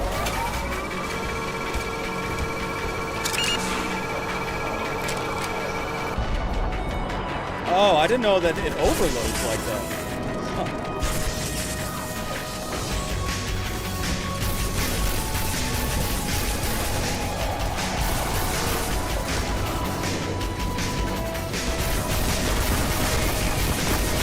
Oh my God! Sorry. Sorry, everybody. I didn't know that was gonna be so much stuff.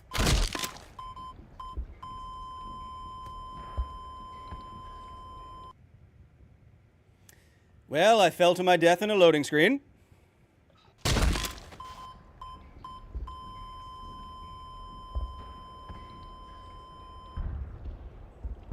It's gonna keep doing this, isn't it?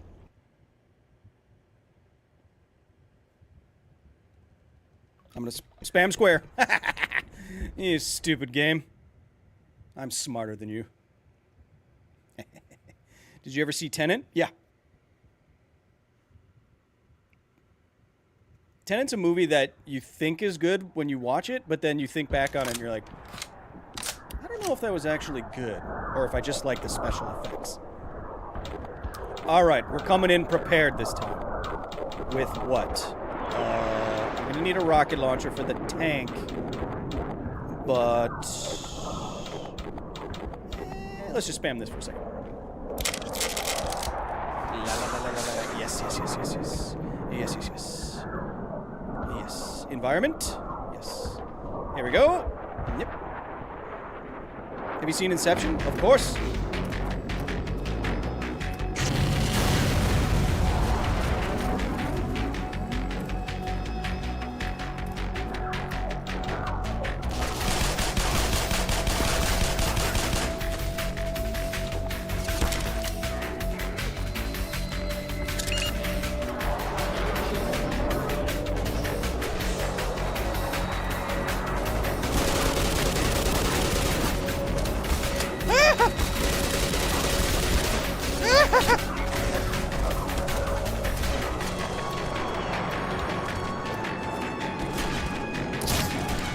I hit you right in your penis.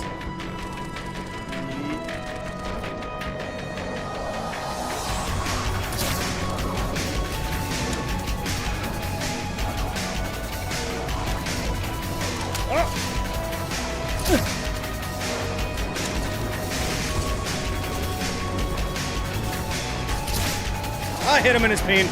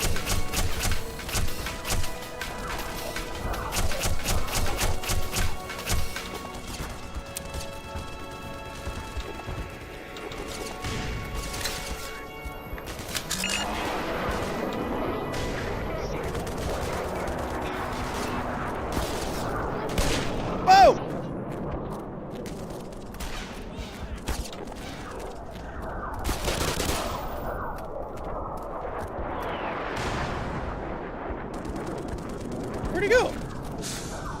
Oh! I'm not. That guy magicianed me.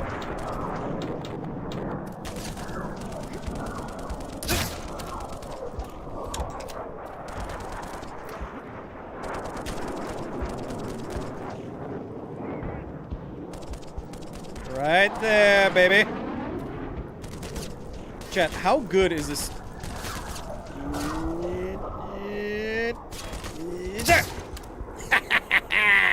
How good is the soundtrack to this game, huh? How good is the soundtrack to this game, man? Sheesh. See that moving shot, by the way? Gotcha.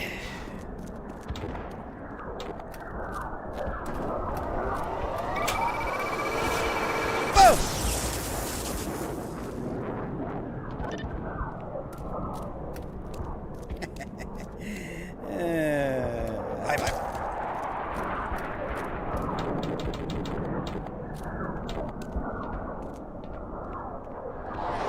We have finally reached our first and primary...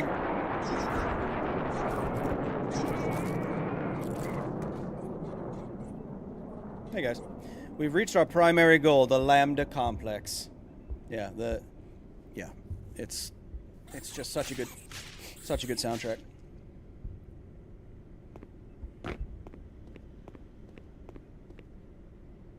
Hey.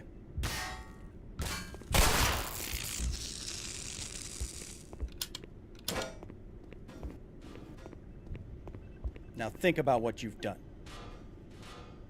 Over there.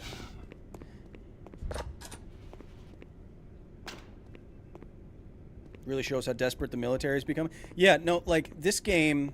So Half-Life 1 famously innovated having no cutscenes and just doing all of its storytelling through its environmental interactions without ever removing the player from gameplay. And just the number of, like, little storytelling tricks that Valve came up with first try out of the gate, extremely impressive. Oh, is there anything better than ice cold baby water? Those are two. There's a comma.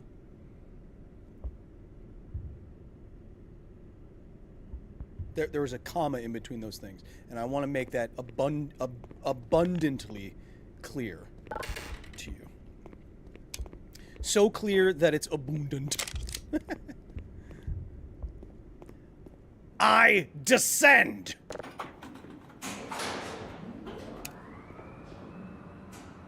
Not baby water. I don't drink baby water. I drink ice baby. Oxford, comma. Water. I hear radiation and I see it in my eyeballs! Ugh. Oh boy, better bring my Geiger counter. Hey, Binksy. Hi, Binksy. Hi, whatever your name is. Now, we've gone over this before, chat. My cat is literally sleeping on my foot, so it's hard for me to... Science time. Science time. But... anything that's glowing, that's radioactive enough to be glowing in some way, and again, radioactive stuff doesn't glow green. Warning. Hazardous radiation levels detected. Noted. Anything that's radioactive enough to be glowing like that would be giving you a Geiger counter reading that would almost sound like a single sound. So Geiger counters in practice, like this, the sound you're hearing right now, that's a pretty low count. Like, that sounds like background to me. But if it's a really, really high count, counts per minute, or whatever else you're measuring, becquerels, curies, whatever, it's almost so high, it's like, it's almost like a single sound because there's so many beeps.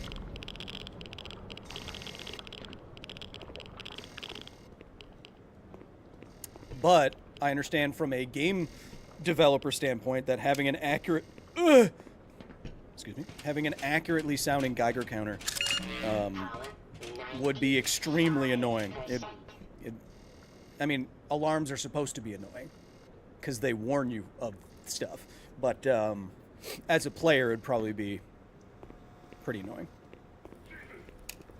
What? Hey, you left your barrel down here. Guys, you left your... Guys, you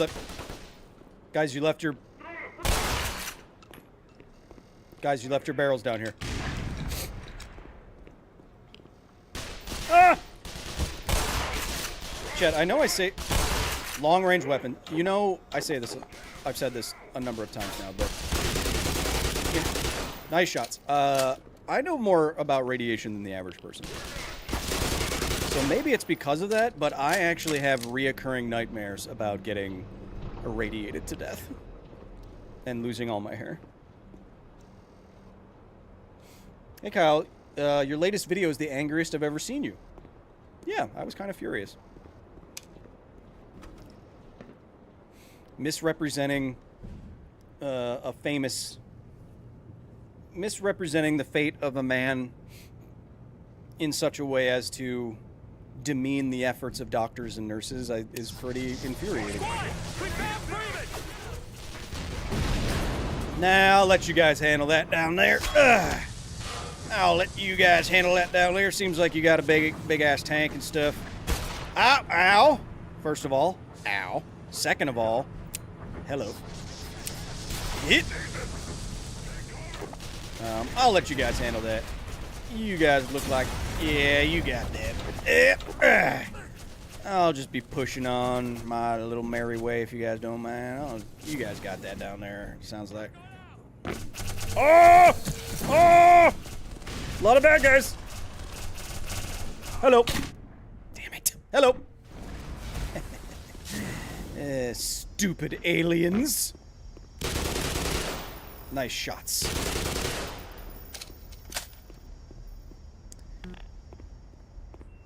Let me in there. Oh. Nice.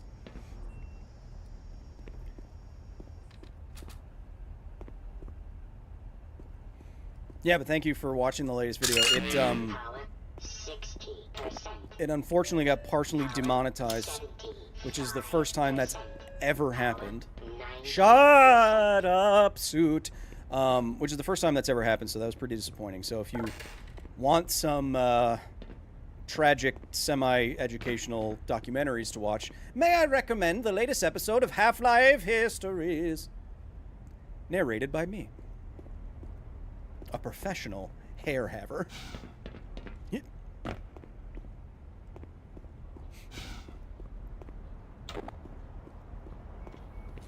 Up!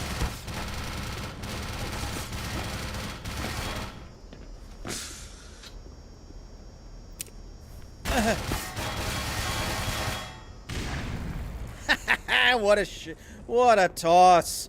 I'm like Brett Favre before he was problematic. Or I'm like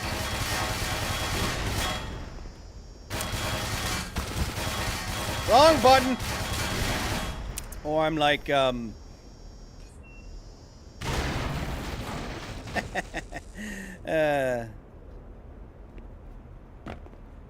yeah, I'm guessing it was the photo that I used. Or it was because I called out the infographic show for being a very poorly researched bad YouTube channel. Maybe they claimed me or something like that. I don't know. Who was... I should know this. He won our Super Bowl. Gosh darn it. But then he became a total douche. Who is the Packers quarterback, chat? I'm literally blanking, and I watched him for 10 years. Did I try appealing it? Yes, they denied me twice. I see his face. Aaron Rodgers, thank you, yes. Aaron Rodgers was a beast before he became a total douche. And now I don't like him.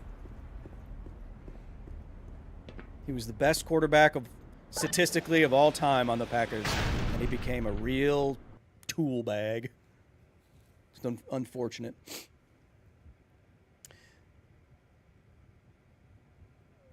I suppose you're right, Dupless.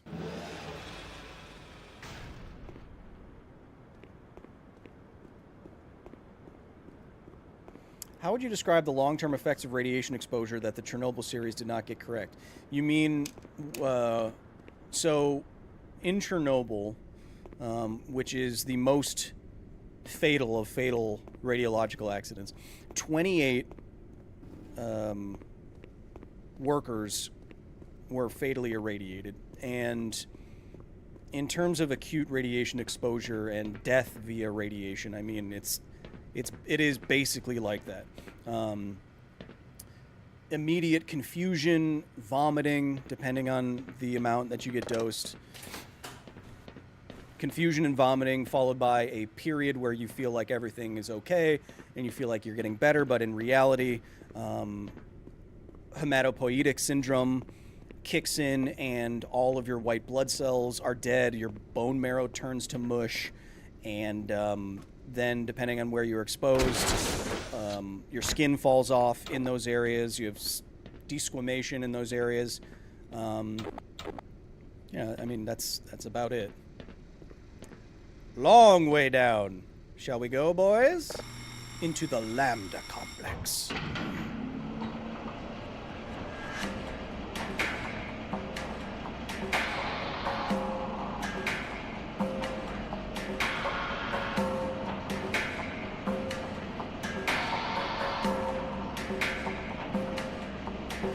You're a Packers fan? Yeah, I grew up in Wisconsin. I lived in Wisconsin for 20 years.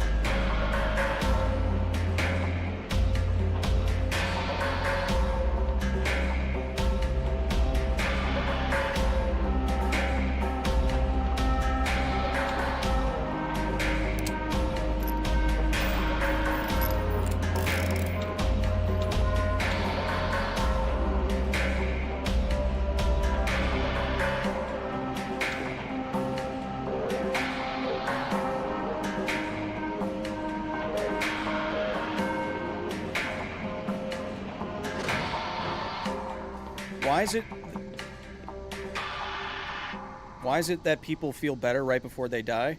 I don't think that applies to a lot of things. Huh, must be, it's a slow Sunday over on Twitch. Usually we have a lot of you dorks showing up on Twitch. That's okay. I'm doing this for the love of the game. Some people just do it for the love of the game. Yeah, Penitent, I don't think that applies to a lot of illnesses and ways to go. If you're referring to the radiation stuff specifically, you feel quote-unquote better before you basically disintegrate, because there's different phases of radiation sickness science time that affect you at different times. So if the dose is high enough to, kill you 99% of the time, the first thing that happens, it can affect your central nervous system, your CNS, and you can immediately become confused, dizzy, you could pass out, and then you can diarrhea and vomit. So those things happen right away. If you're dosed bad enough, those can happen within minutes to within an hour to within a few hours. And so those will happen immediately, and you will feel really bad during that time. But when that settles down, you will quote-unquote feel better for a period of time, but that is only because all of your white blood cells in your system are gone and you haven't encountered like an infection or some other complication yet. So you feel quote-unquote fine, but you have no immune system anymore. And then once your body starts trying to engage that immune system, you basically go through multi-organ failure. So it's because there are distinct phases to acute radiation sickness. One that has very immediate effects, like nausea, vomiting, confusion, passing out, and one that has effects that take a longer time to present themselves. So you're immediately irradiated, you lose all your white blood cells. You're not going to die immediately from that. But if you have no immune system anymore, you're probably going to die. And then that combined with losing a lot of skin on your body, depending on how you were irradiated, now you have this huge surface area that can get infected and inflamed. And again, you have no immune system. So putting those things next to each other, you have a timeline that has this little, interim period in it between long-term effects of no immune system anymore and short-term effects of having all of your quickly growing cells in your body, like in your stomach lining, die off. In between, nothing is happening, but yeah.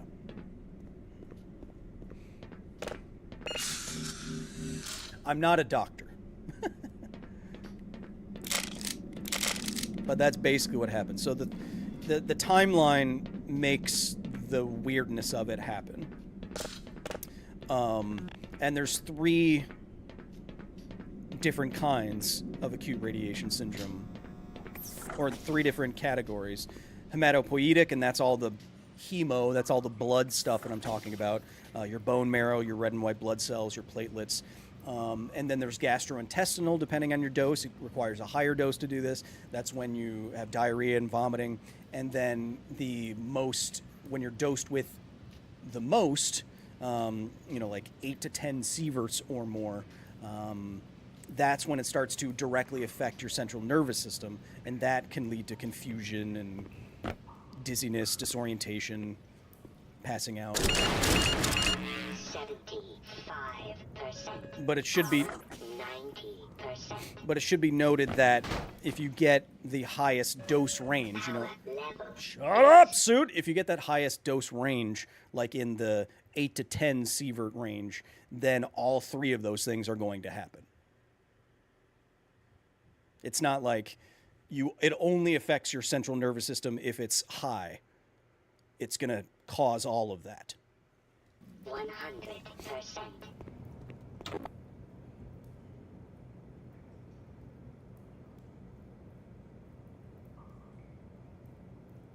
The death toll of Chernobyl was only 31. Yeah, no, I mean, I point out the same thing to people. I mean, 31 people is a lot of people, but in 2003, someone in the U.S. manufacturing industry died in every 99 seconds. Nuclear, statistically, is the safest industry in the United States. So when we say, oh, this is when the hot ladies show back up and I cheese them with bombs. Yes, hot women, come to me! Excuse me. Thank you. Hot women, head my way. Yes. Hot women time. Oh!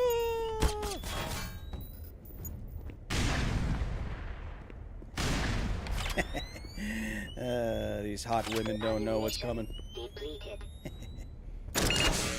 Power 85%. Ninja women. One of the best kinds. Ow! You're not supposed to be able to... Oh, hey. Oh, hey. I didn't know you could go up there, ninja lady. You surprise me every day.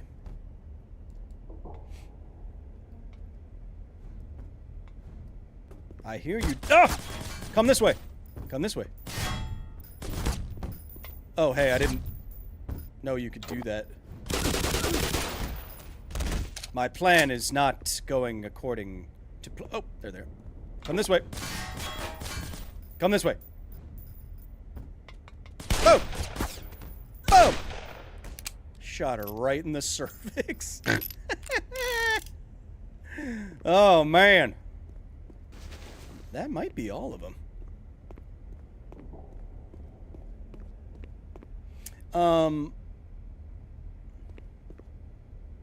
And that's also a thing, as Robbie261 is pointing out.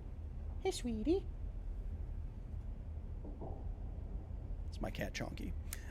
One thing that I think is often forgotten about when people try to emphasize the radiological disaster at Fukushima is that you are also forgetting, well, what is often omitted from those conversations is that if you want to talk about the real loss of life that happened that week, it was the, 19,000 people that were killed in a single day by the tsunami. That's, I mean, yes, the nuclear disaster occurred and stuff, but you should really still keep sight of the fact that it was the single greatest one-day loss of life in Japan since the bombs were dropped in 1945. And again, not to like say that, you know, the disaster didn't happen or wasn't consequential or anything. It's just that a lot of suffering gets put to the side when you're only focusing on the radiation part. And also, I'm on record saying that Fukushima shouldn't have been evacuated in the first place. So take from all of that what you will, my chat. My little chat. Cool dinosaur. Dan Seibert is rating with a 20. Thank you, Dan. I hope you had a wonderful stream. Dan the Man Cyber, of course, as I call him, because we go back, what was it, Dan? How far do we go back now? 15? 16 generations? Sheesh, you and me. Anyway, thank you for the raid. I appreciate it. I am convinced that Purple Moose almost bullied you into it. But that's why I like her. Thanks again, Dan.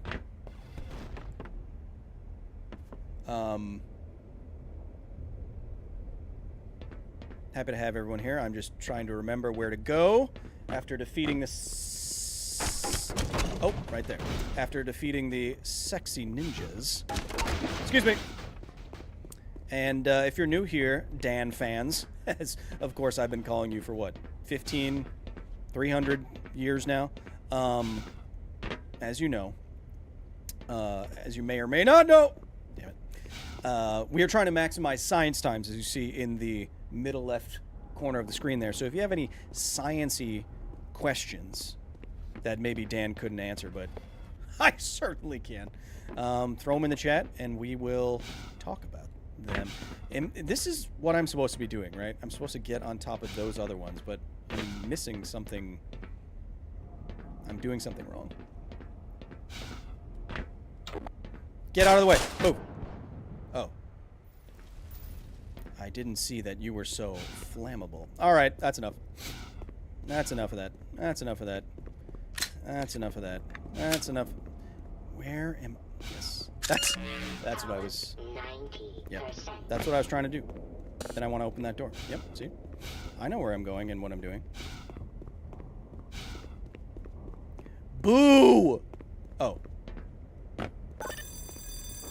There it is.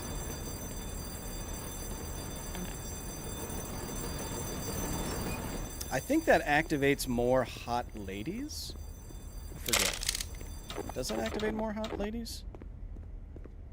Hit! Just to be safe. Yep. You thought I didn't see you. You're too hot to be not seen. Where are you? Ah! You're so fast! Not so fast anymore.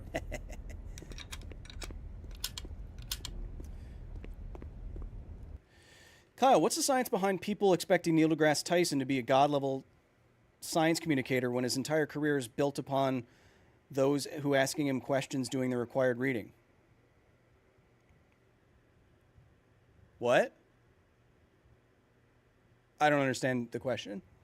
He is aggressive, though. if I was a professional science communicator, who am I to say? But he's a little aggressive these days, and I wouldn't recommend that to the average sciencey person. But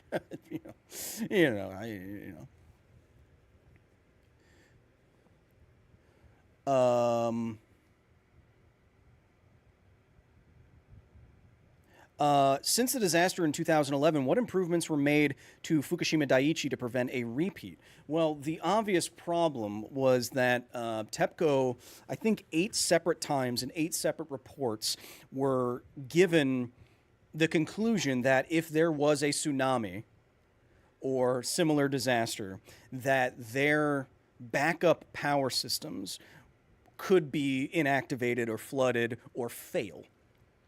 And guess what? That's exactly what happened because they didn't change it.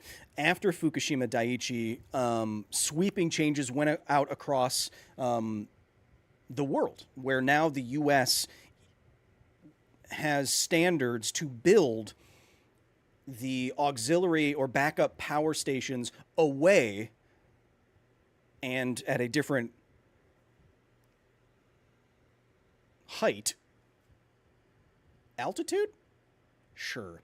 At a different height than the power plant itself to prevent the same kind of, below sea level or below tsunami level or what have you, below rogue wave level problem that Fukushima Daiichi had. Don't worry, they installed the doors. That should stop, literally 1 million kilograms of water, 50 feet tall. Oh, hot ladies! Elevation, thank you. Were you able to get the Dandan deck? No, that sold out instantly. I have played Dandan before. It is kind of cool. It's weird. It's a weird format, but it is cool. Oh! Why are you trying to sneak up on me? Like, how'd you turn your boobs invisible like that? Oh, wait, that's your head. Sorry. Sorry, everyone. Sorry. I couldn't tell what was boob. It was just so cool. Oh, I forgot I can ADS with this thing. I think I may have murdered all the hot ladies. We run.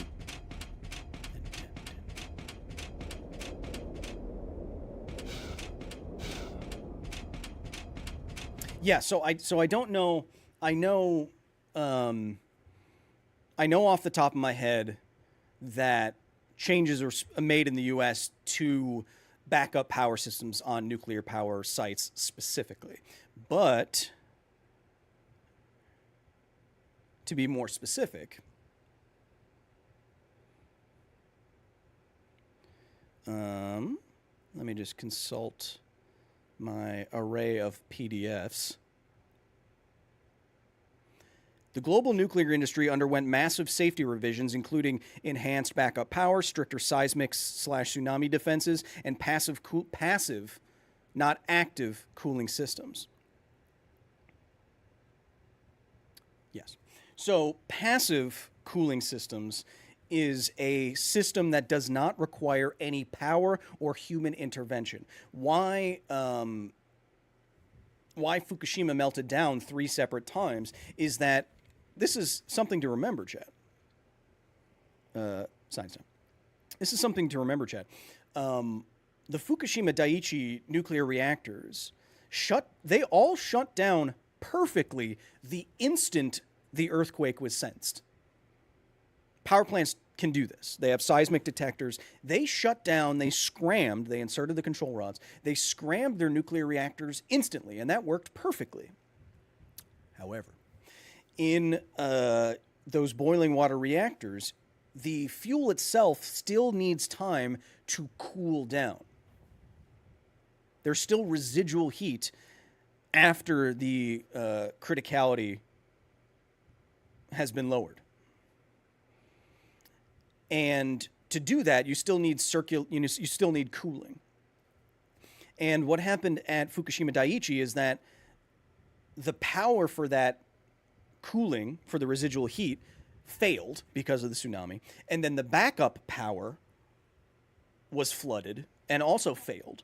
And so there was no active cooling of those cores, which evaporated all of the water, and then the fuel itself melted down. Passive systems are systems that regulate their own temperature in like a physical way. So one cool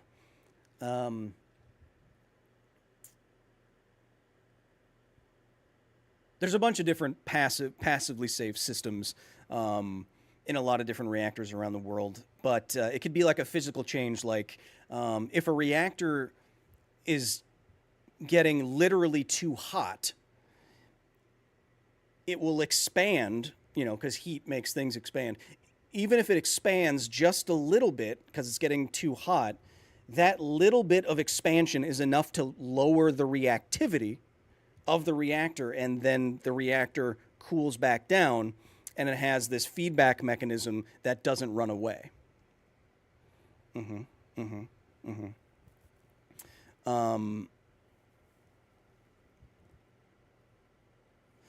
And so I'm kind of talking about your question there, Art, over on Twitch. How off is a reactor with all the control rods inserted into it to scram it?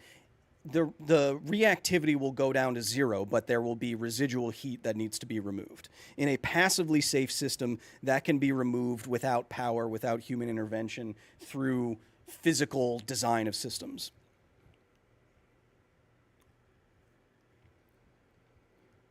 And let me elaborate on that a little bit by checking my elaborate series of PDFs.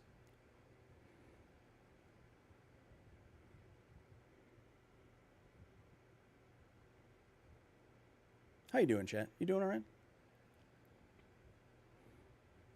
I don't want to start talking out of my butt. I'm not a nuclear engineer.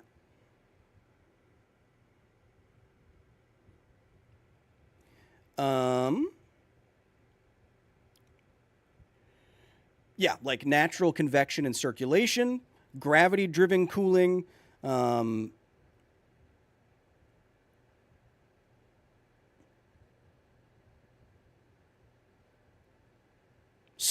emergency submerging the entire reactor in water, stuff like that.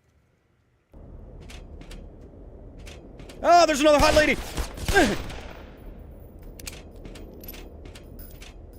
I swear part of her is... Oh, she is invisible, kind of. All except for her stuff. I don't know about that design there.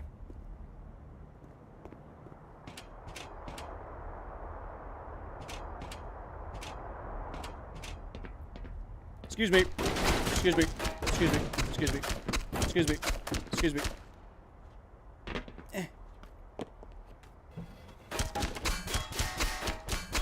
It's talking a little bit out of my butt there, chat. I don't know all of the ins and outs of passively safe systems in nuclear reactors. You can look that up yourself. I don't want to talk out of my butt and spread misinformation if I don't know exactly what I'm talking about.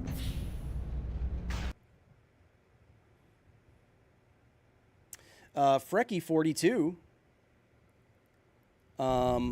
over on Twitch. All naval reactors are designed to operate with no cooling running. Well operate shutdown with all rods inserted. Used to work and operate them. I used to work and operate them. Well, thank you for your service. Welcome in. Welcome in. Naval reactors are designed to operate with no active cooling. So, like natural convection.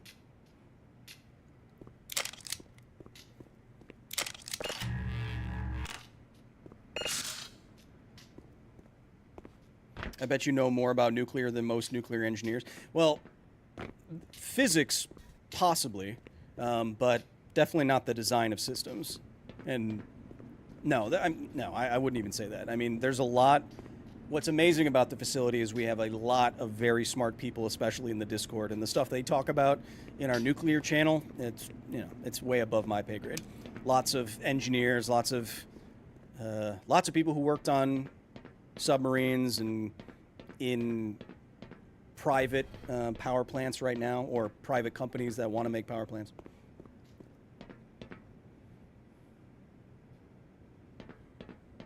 Yeah, I don't know. I don't know everything I could know about passively safe systems. Boom! And now that I know that I don't know very much about passively safe systems, it's annoying me. And I'm trying to continue playing the game, but it's all I'm thinking about right now. And I hope that I didn't say anything wrong. And I'm getting annoyed right now. I'm getting so annoyed, in fact, I might have to have a White Claw about it. Boom! I worked on George Washington and Ike's and Ike's plants as well as the Sam Rayburn's power plant. Well, thank you for your service, Ike. I mean, Frecky. I'm happy that a nuclear industry worker can find your nuclear daddy over here on Twitch. Actually, Frecky, what's your... Have you seen any of my work? Like, what's your impression? I mean, like, I feel like I more or less know the basics of most, basic nuclear systems and the history of nuclear and nuclear physics and stuff.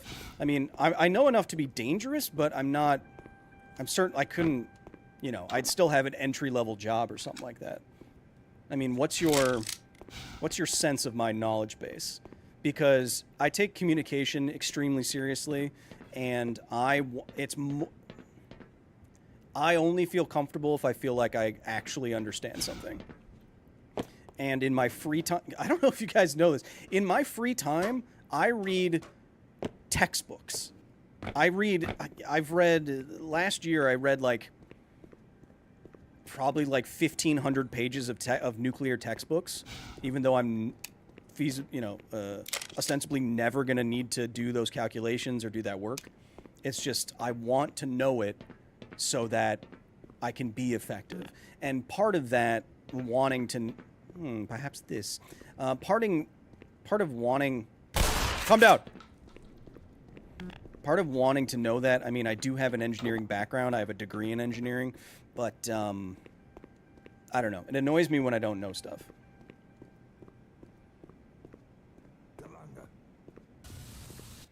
I'm just saying, double check everything that I'm telling you. If it's interesting to you, delve into the topics yourself as well. Kyle, I gained 20 pounds in the last 3 months, and I tried on bikinis at Target yesterday, and I went out and got my boyfriend's opinions in the middle of the aisle to ask his opinion. Hell yeah. Nice. Nice.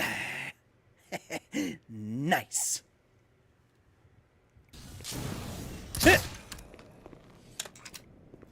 You have a great amount of knowledge, and I would say, yes, you could work in the nuclear industry. Probably not design, but operation at the plant. Heck, the Navy takes people with zero knowledge and trains them in 1.5 years to be able to operate the plants. Well, thank you, Frecky. I appreciate your honest evaluation of my efforts. And, I want to come across as a knowledgeable person, or, actually have the knowledge. Because if I'm going to talk about these things and tell people, about nuclear and how it compares to other power sources, and, I was just on New Zealand National Radio answering their questions about the safety of nuclear power. And if I'm going to... I apologize, Dr. And if I'm going to do stuff like that, I mean, I need to know my stuff. So thank you for answering my question. But I'm sure you understand that I couldn't risk opening that door until you had scoured the area. I'll scour your area. Just kidding. High five. This is the last entrance to the Lambda complex. Prove it. When we realized that you might actually make it here, we drew straws to see who would stay behind and let you through. Obviously, I drew the short one. My colleagues are waiting at the tip of the Lambda reactor. Waiting for you, I mean. Congratulations. No, Chad. So if you want to hear my full conversation on New Zealand National Radio, I posted about it on the Patreon, and also the Discord. But I asked for what feedback.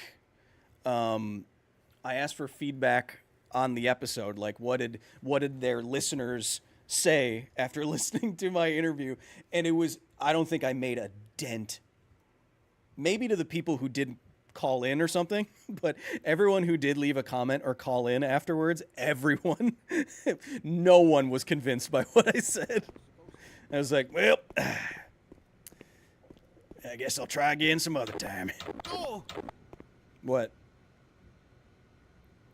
Don't look at me like that or else you get the high five.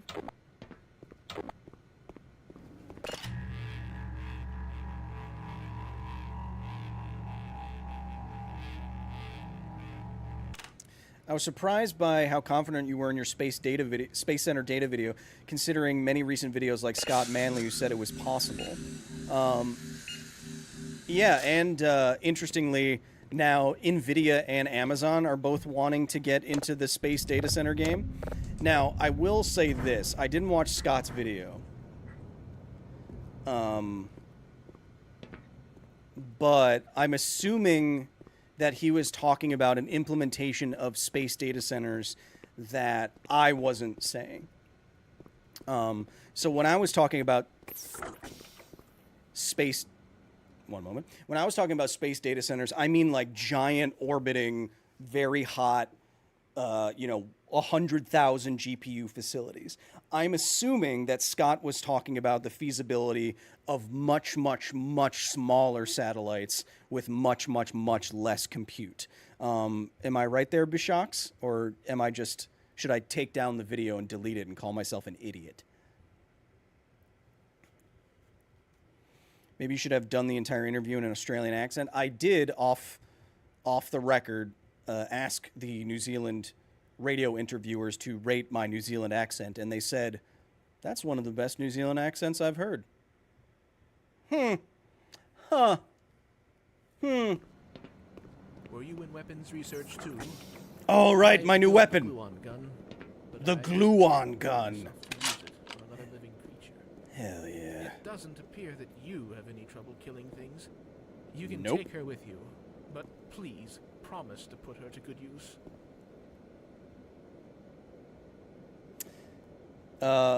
Bishock says, yeah, Scott Manley was talking about essentially Starlink satellites converted into data centers, and it's very feasible. Many, many thousands of them for gigawatt scale compute. Yeah, so I didn't address that problem.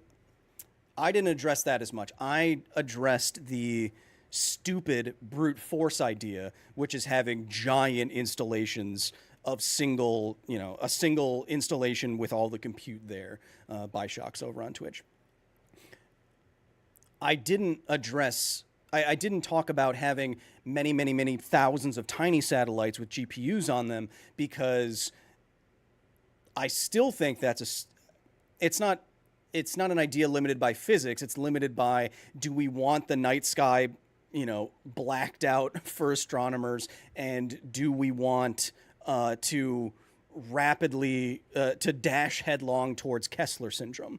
That's I didn't address those two things. I was getting at the big dumb idea, and I respect Scott. He's a nice guy. I've met him. I think we were talking about two slightly different things. I wanted to address the big dumb idea that these billionaires always just throw out into the media, because they don't do what Scott does. They don't do the math. They don't think about, the actual feasibility of these things when they say it seems like they don't. Does that make sense?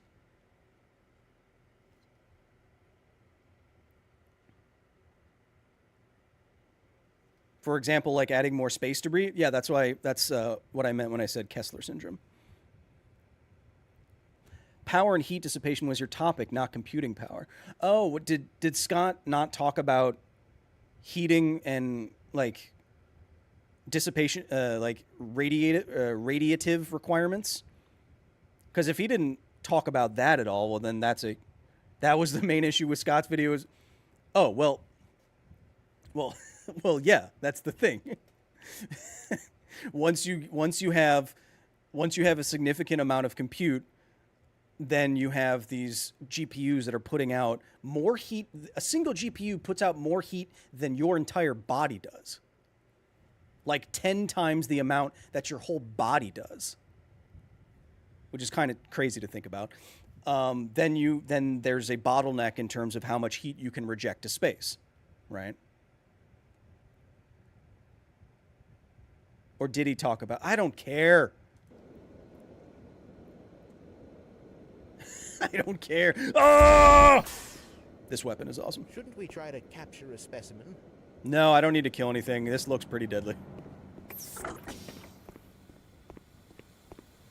I mean, Scott was a radiation health physicist at some point, right? I mean, I'm sure he talked about the feasibility of heating and cooling or something. I'm sure he did. He's a smart guy.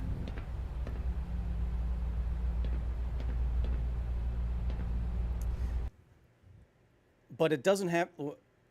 If I updated the video with the, what about 10,000 small satellites, I would say it is stupid for a different reason.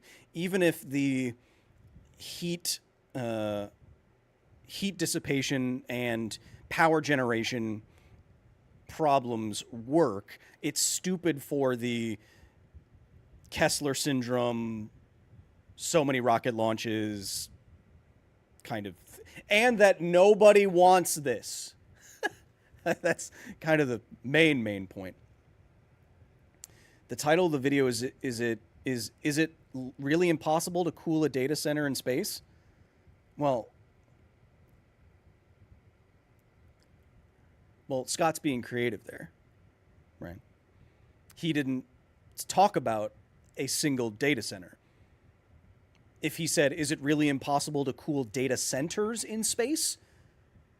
Meaning that you could have tiny ones and thousands of them? That's different than a giant space station-sized data center, singular. See what I'm saying? And also, to be fair, Smarter Everyday commented on my video and said, hey, this is a good video. I've been thinking about this. So take that with a grain of salt if you want.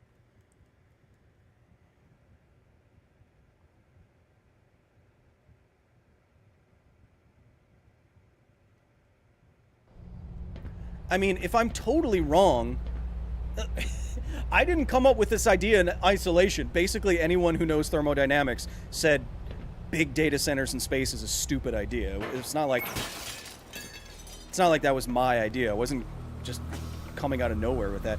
Ooh! This was my favorite part of the game when I was playing it, chat. Because you know what that is? You know what that is, chat?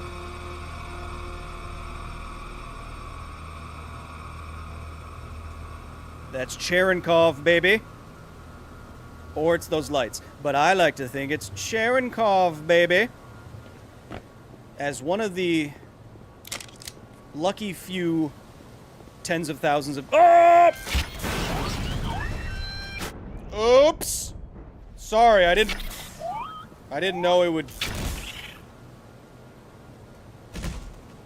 As one of the few tens of thousands of people who have seen... See ya! Who have seen Cherenkov radiation with his own eyes. It is pretty damn cool. It's not as twinkly glowy as I thought it was going to be. It's pretty much static, but it is really cool.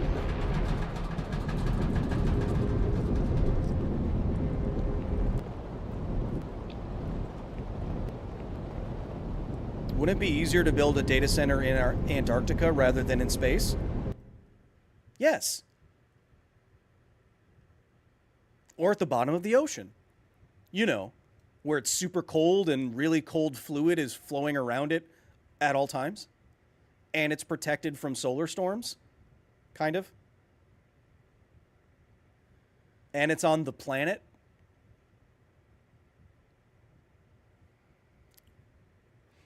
But it doesn't sound billionaire enough, you know? You have to sound like a real douche when you're talking about it. Well, why don't we just make a Dyson sphere?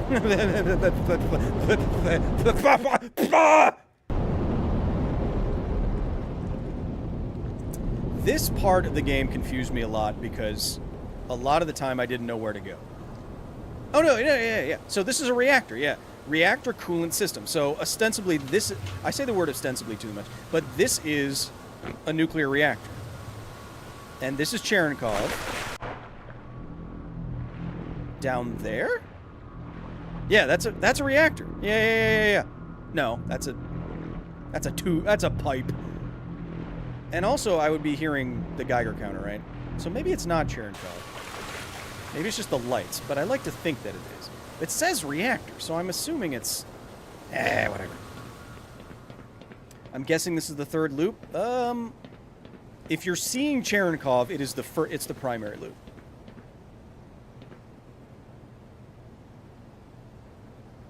Oh, thank you, Fricky, for helping Aria with her audio problems. I appreciate that.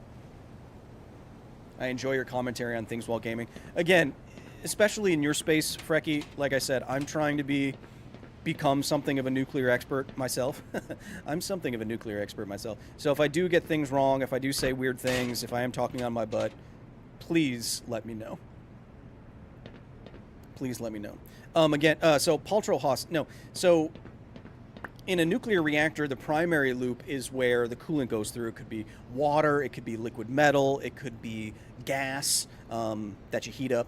And that is the primary loop. That is what absorbs the heat from the fuel that is fissioning and what moves that heat away, cools it. Well, it can also moderate it in the case of most PWR and BWR, pressurized and boiling water reactors. Anyway, so that coolant is in that primary loop. Now, that primary loop gets hot from the fissioning fuel, takes that fuel away as it moves. And in not connected, but in thermodynamic contact, like tubes next to each other, not connected, but next to each other, is a secondary loop, and that is where the heat is absorbed by another fluid, and then that heat generates steam, and that steam is used to turn turbines and generate electricity. You know, some reactors with like cooling towers, the cooling tower is a third loop. Instead of having the condenser to get you turn the fluid in the secondary loop into steam, and you use that to generate turbines. Some designs have the condenser in the secondary loop to turn that evaporated fluid back into the fluid and do the thing again. But in a third loop, in a tertiary loop, like with a cooling tower,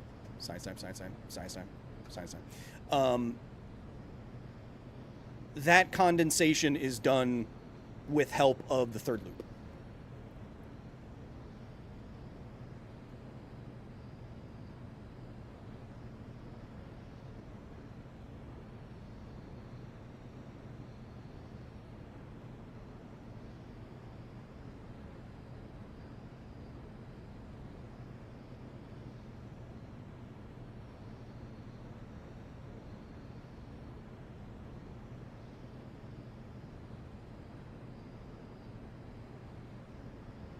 Am I right? Am I right? I kind of blacked out for a second there.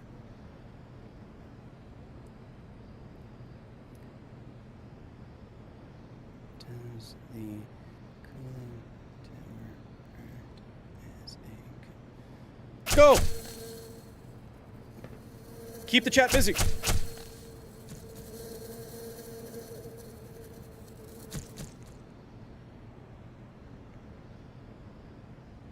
One moment.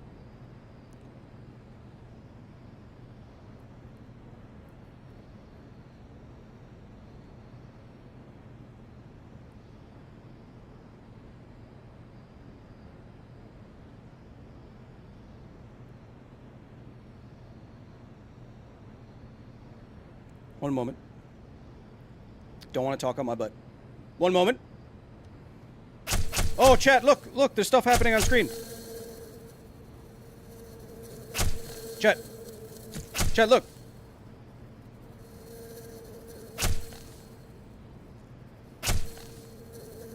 Chat, look. Chat, look. There's something happening.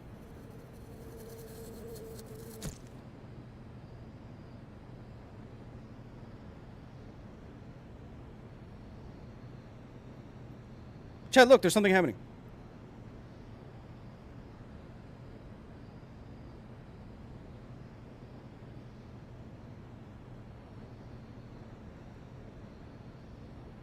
Yes. Okay. So, in a 3-loop design for a nuclear reactor, the primary loop of coolant circulates around the actual fuel, can act as moderator if it's water. Loop 1. Loop 2 is what absorbs that heat from the fissioning fuel, uses that to generate steam, turn turbines in this loop. How that heat is rejected, how that heat is removed from the steam, helping it condense back into the fluid in the secondary loop, can be something like a cooling tower, which in the third loop uses water or something, and absorbs that heat and then makes hot water and then throws that water into a giant tower, and it trickles down like rain, and natural convective movement of air pulls the heat out of it. It like rains down in those giant towers, and air blows up at the same time, removes heat, and just steam comes out of the top. Does that make sense? Chat, does that make sense? Frecky, did I get that right? I'm pretty sure I got that right. God, I feel... Like, do you ever feel... I feel like this a lot. Do you ever... I'm lost. Do you ever feel like... I feel really annoyed when I suddenly realize that my knowledge base on a topic is quite flimsy. You know, like, you can answer one question, but then once someone asks a follow-up question, you realize you don't actually know very much about the topic. And when that happens, that is extremely frustrating to me as a communicator, because it reveals that I don't know as much as I thought I did, or I don't understand the topic as much as I think I do. And yeah. Raise me out of the water, I ascend! That's sweet. It makes sense. Well, it makes sense to you because you operated nuclear submarines. What just happened? Aria, would you like to say hello to the people or no?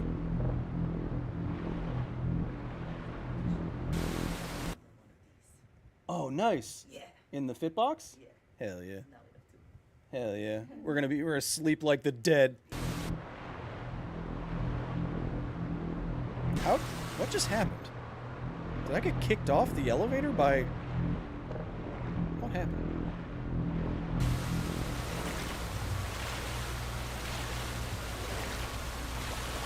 Is that imposter syndrome? No, I think it's just me thinking I know more than I actually do.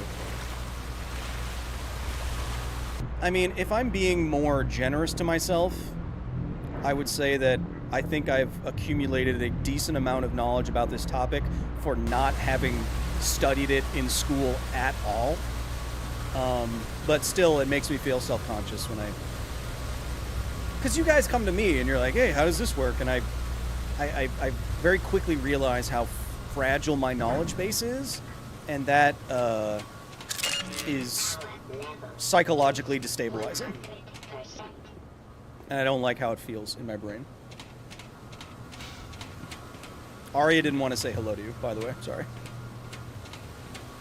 She wanted to show me that we got a new sleep mask. Damn it! Where am I supposed to go? See, I got lost in this area too, Chet.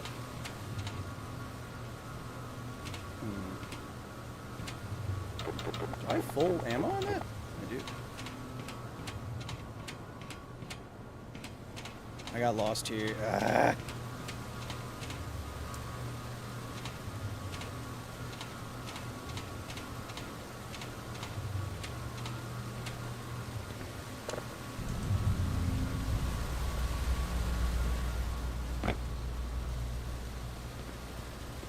Damn it! Oh, maybe I go back here? Maintenance. Nope. Maybe I go back here. Yes? Success? Ooh, Dagon. Knowledge is an endless practice, like the practice of medicine. You can't know everything all at once. You need to know when to admit you know you don't know you know. Otherwise, you may not be right. Well said, Dagon. It's fine. I mean, I know some stuff, Chad. You know that. It's just, you know. Like Frecky said, I probably shouldn't operate a reactor. I can tell you what's going on in there. More or less. Neutron economy and whatnot. Damn it! Where am I? Okay, not there. All right, focus. Don't look at chat. Chat is telling you that you don't know anything. Anything in the world. This would be nice to go inside. No. Okay, coolant system. All right, okay. That is a turbine, Chad. That is a turbine for sure. So, ooh, it's not very, it's not balanced very well. Chat, I have seen these turbines like this that generate electricity in any power plant, not just nuclear.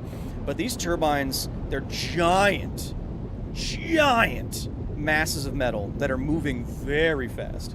They have so much kinetic energy. Oh, look how it actually moves the screen the closer you get.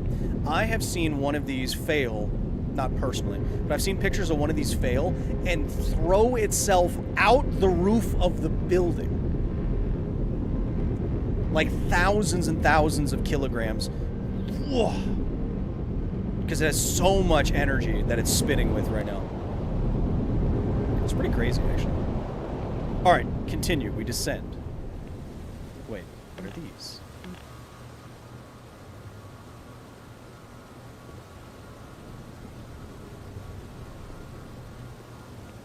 Kyle, why not go to a university to study it?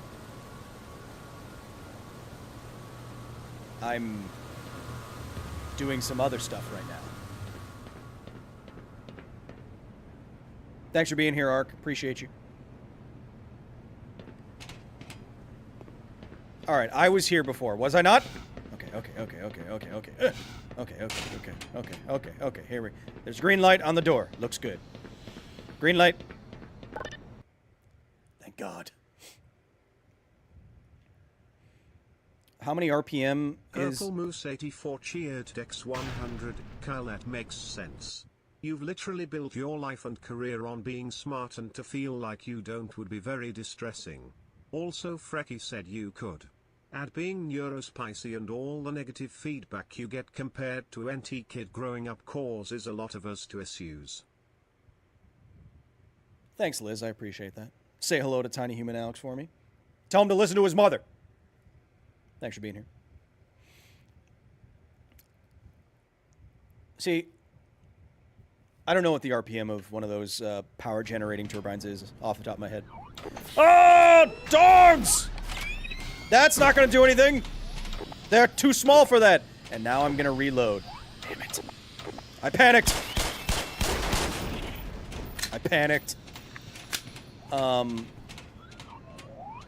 Here we go. Oh! Oh! It was coming right for me. I had no choice. Yeah. Well, I don't go back to school to learn... Ow! Oh, I thought this was the... Oh, I thought this was the glue-on gun.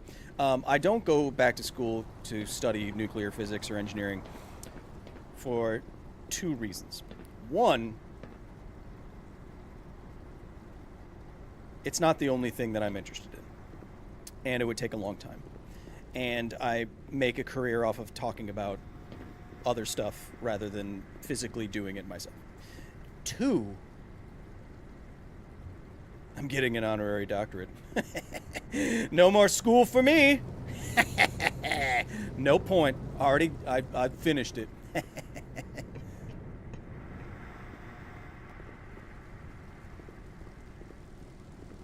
Although, 2 doctorates would be pretty cool. 1 fake and 1 real. Ah! Then I'd... Sure, it does nothing to you. Hello.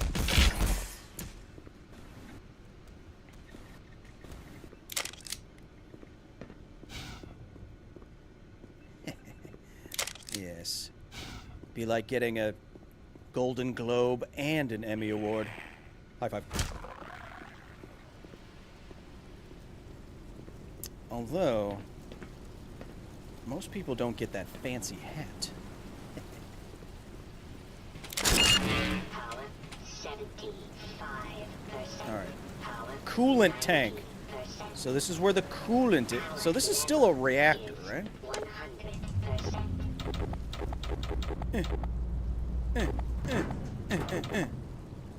So this is... Oh, okay. I remember getting lost here before. Okay, so... Did I want to go up or down? I wanted to... Wait, did I want to... That's where I was, and then I came up, and then I came up here, and then I went in here, but I didn't go around here.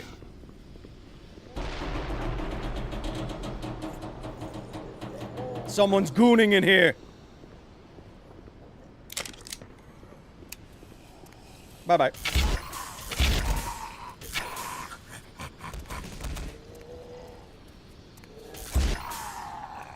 Actually, Kyle, do nuclear reactors have to have a cooling tower? No. No, they do not. They do not have to have a cooling tower. It is one of the ways to reject heat to the environment, but it's not the only way.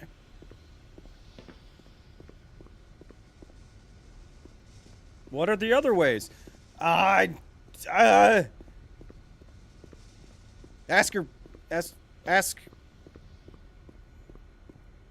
Scott Manley. Okay. Do want to get in there to the pump station. Yes, I want to activate the pumps to get the reactor under control. Yes.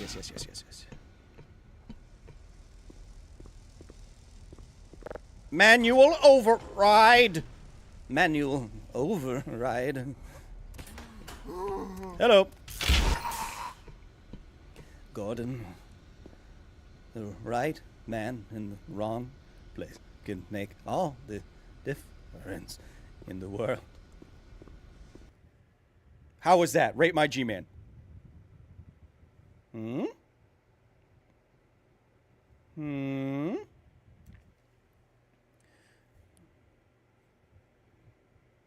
What? Rate my G-Man. 1 sec.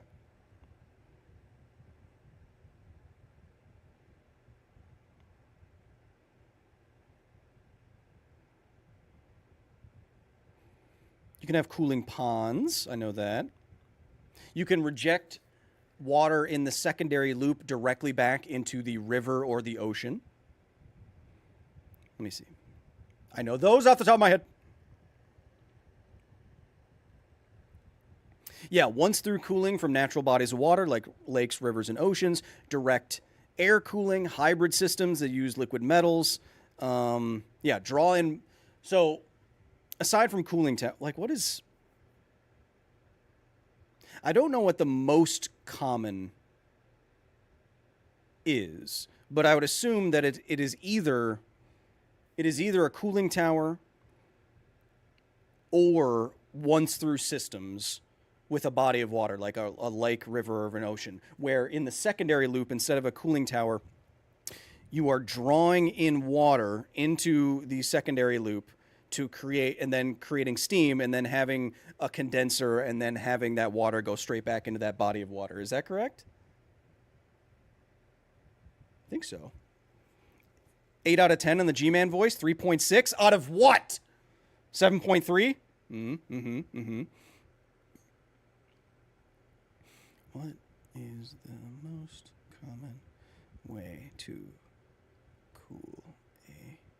Chat, I'm looking up so much stuff today because I feel like I don't know anything anymore. And we're over our stream time. One moment. I want to know what the most common way is. Most common way is a once-through cooling system where water is drawn in from a large body of water, just like we said, to condense steam to create steam, I'm assuming it means, and then recondense and return to the source. Roughly 45% of power plants use seawater, while others use lakes, rivers. Water inside the reactor core is... One more question.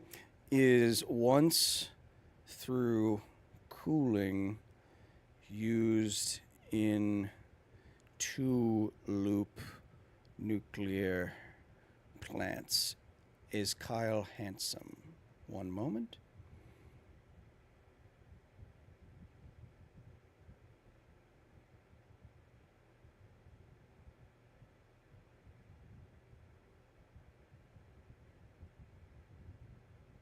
Water is taken from a river, lake, or ocean, passes through the condenser to cool the steam in the secondary loop, and then is returned slightly warmer. Yeah. Am I correct? Because the... No, Frecky, no, Frecky! Cooling towers... Oh, wait, how did I get back here? Is this the other side? Where am I? No, but Frecky... Don't cooling towers also do once-through cooling with seawater and lake water and all that crap? So... Damn it. I feel stupid. I feel stupid. Don't listen to me. Don't watch me. I don't know anything. Watch all of my videos, but don't listen to me. Don't shake my hand. Don't look at my hair. Don't do any of that. I don't deserve it. I don't know anything. I'm gonna break my legs. I don't even care. Yummy. Eat me. I don't care. Okay, I do care about that. Turn this on. Or not. Oh, because I have to open up the emergency drain. Oh, it's not water-filled! Oh, wait. It is. Get out of... Okay, see, this is where they would take water into the reactor. So this would still be the primary loop, which would be bad to be in, I think.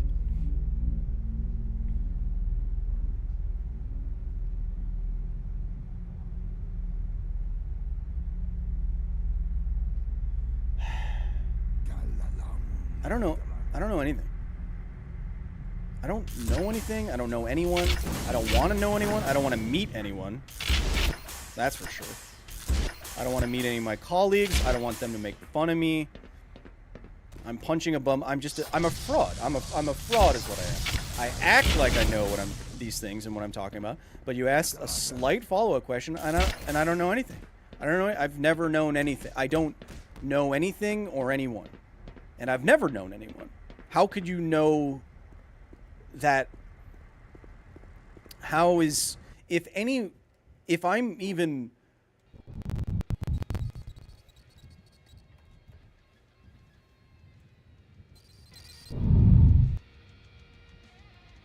Hi, chat. I'm having a crisis.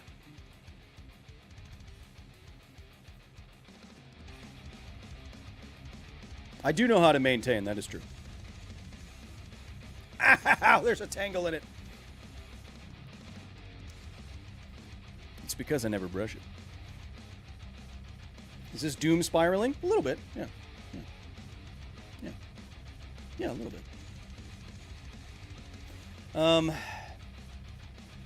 Chat, how are we doing? What do we get up to? 38 science times? That's not so bad. Let's update the board. Update the board. What is that? 38? Oh, that's it. No. That's 52. No, 62. 262.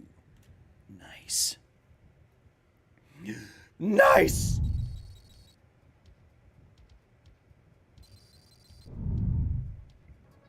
Seriously, man, we don't expect you to know everything. Yes, you do! I know it. Chat, I have something coming up for you tomorrow as we wind down a little bit. Oh, it's still... There's still ice... This mug. I recommend this mug. Or this tumbler, whatever they call them. Brewmate. Okay? It's insulated. I put ice cubes in this at 9 in the morning. It is currently 7 o'clock. It's almost 12 hours of still ice cubes in here. This is plastic, but the bottom of the straw is metal, so it, stainless steel, so it doesn't get all gunky. And it closes with a spring-loaded latch like this, so you can have a straw, but then you can have a completely enclosed tumbler that does not leak at all. And trust me, I knocked this thing over like from table height onto the ground like 10 times already. Still ice, and then when you want some, boom! It's not Yeti, no, it's Brewmate. I do have 2 Yetis, but this one is better. Yeah, we'll get to Zen next time. I was just having a bit of a crash out.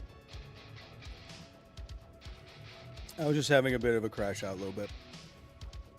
Softball question: What's the minimum amount of people to be considered a crowd? 4. 3 people's like a friends hanging out. 4 people's like, what are we doing? Where are we going? Are we getting in a bus? Next time we crash in instead of crash out. Hey, that makes sense.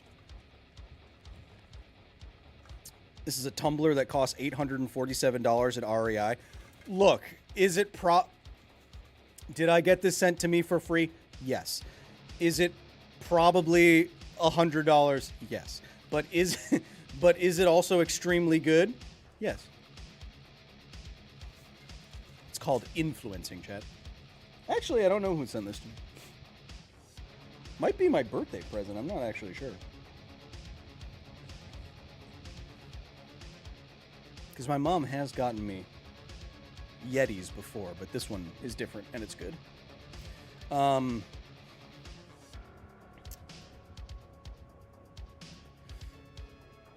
Now,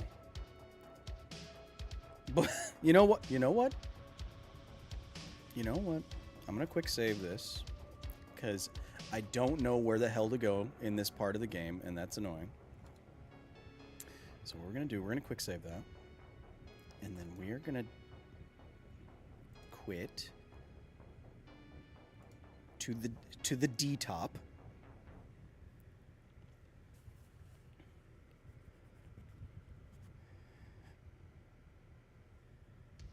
One moment.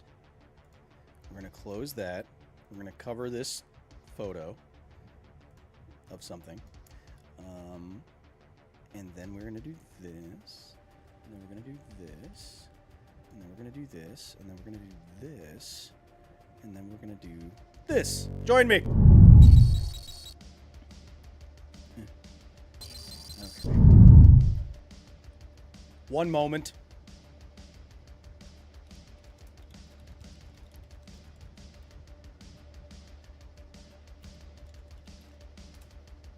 One moment. One moment. Beep.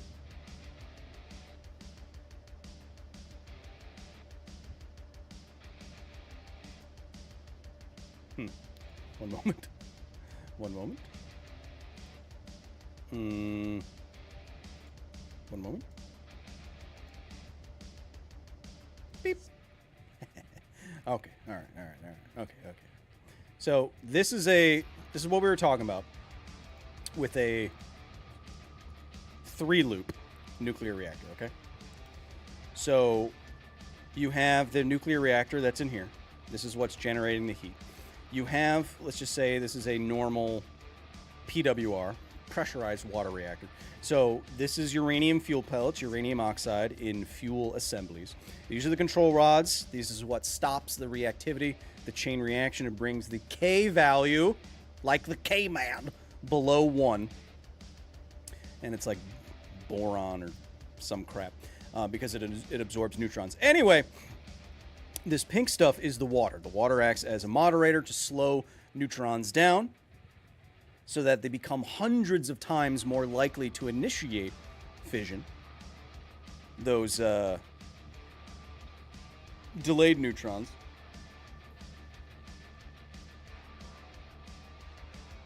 And prompt neutrons, which come at different times, but they can be slowed down to thermal energies.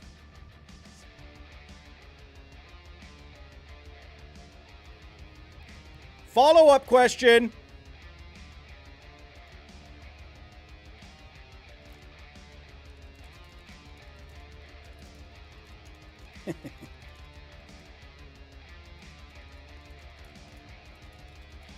Follow-up question.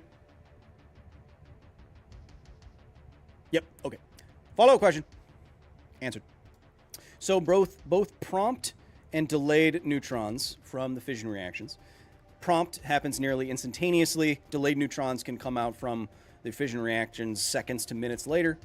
That's actually what allows the reactor to operate in this way.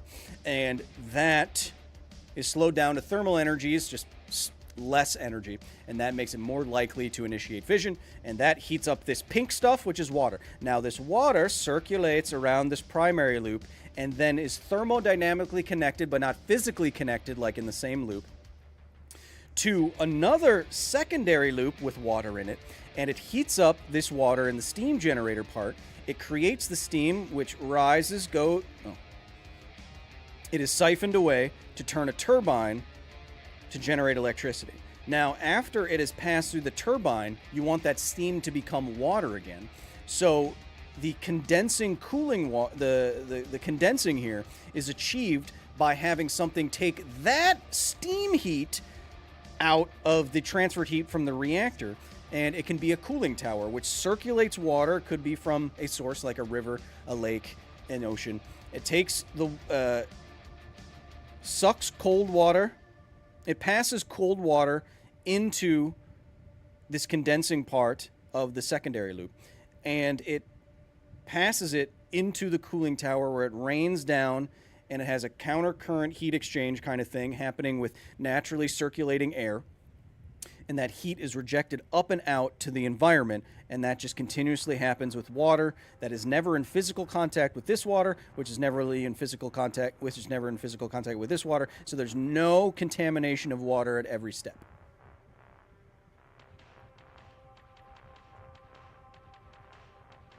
Yeah, that makes sense. That makes sense, Frecky. Okay, so that is a 3-loop design, but a 2-loop. I'm more familiar with that. But a 2-loop design, this is another 3-loop design. Lead fast, no. I don't want to deal with fast reactors, I don't know about that. This is another 3-loop design here, as you can see. Where's a 2-loop? They're not all 3 loops.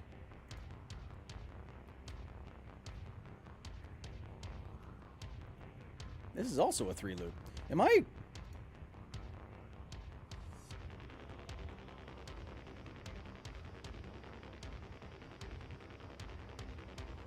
Which one's the 2-loop?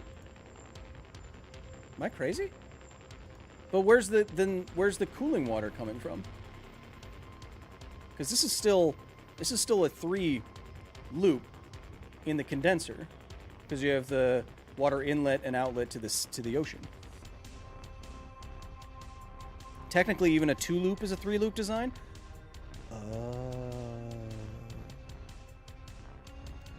So there's always a separate thermodynamic exchange with another cooling system in the condenser, and that has to come from something that can be a single pass-through with like seawater, or it can be a cooling tower or something.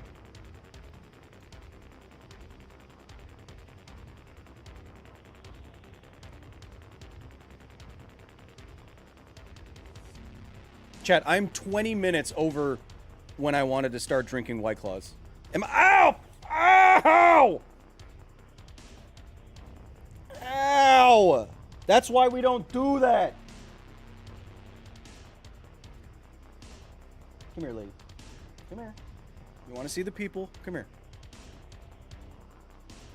Come here. I know I yelled at you. I'm sorry, but you sliced my arm trying to get in my left. Come here. Come here, sweetie. Come here, sweetie. Hello, baby. Yes, hello. Oh, you're so fat. Oh, she's so fat, Chad. Oh. Oh. She's a fat little kitty cat. Ah. Oh, there she goes. Ow.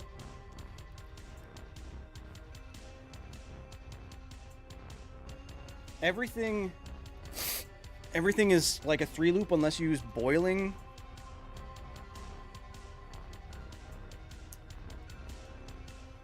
So PWRs are typically 3-loop?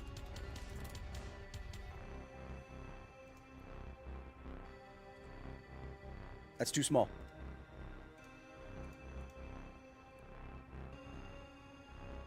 That's...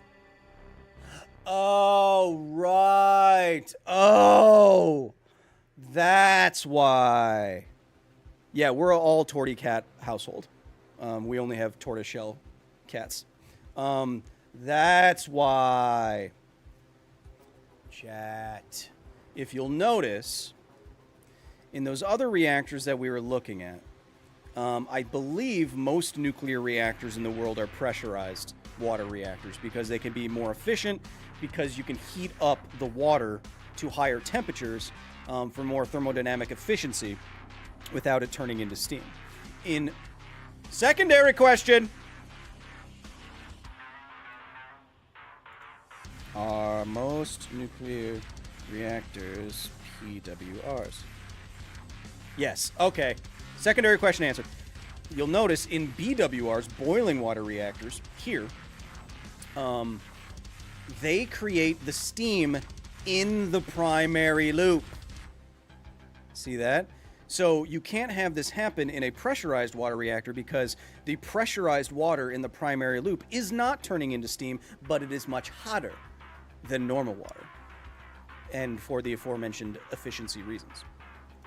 Okay.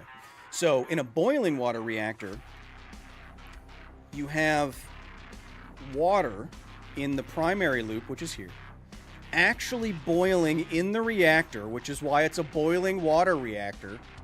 I'm so stupid. It boils in the reactor.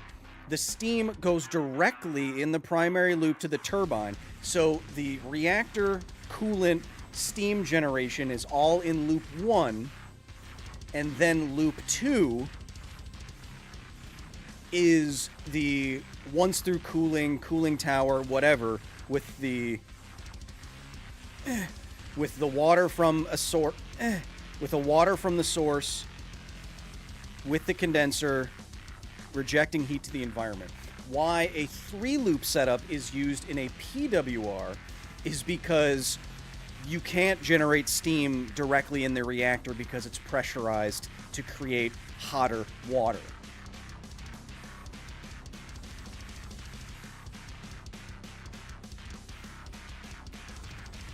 Advantage here is that you can get hotter water for better thermodynamic efficiency. Drawback, obviously more complicated plumbing. Advantage here, simpler plumbing, generating steam directly in the reactor. Drawback, and another drawback, this is pressurized to very high pressure. So it can have a pressure-based failure. A lot of potential energy in here.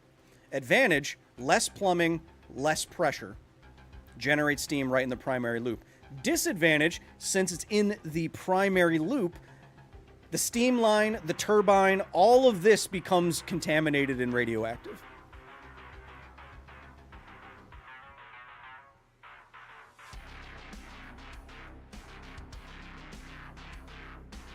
Am I correct?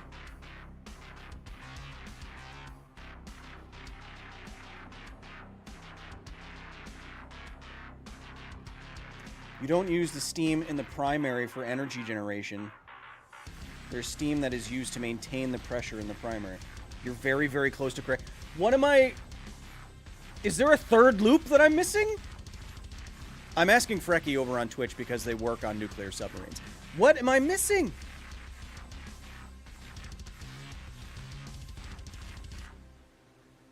I even saw a boiling water reactor made out of glass with my own dang eyes.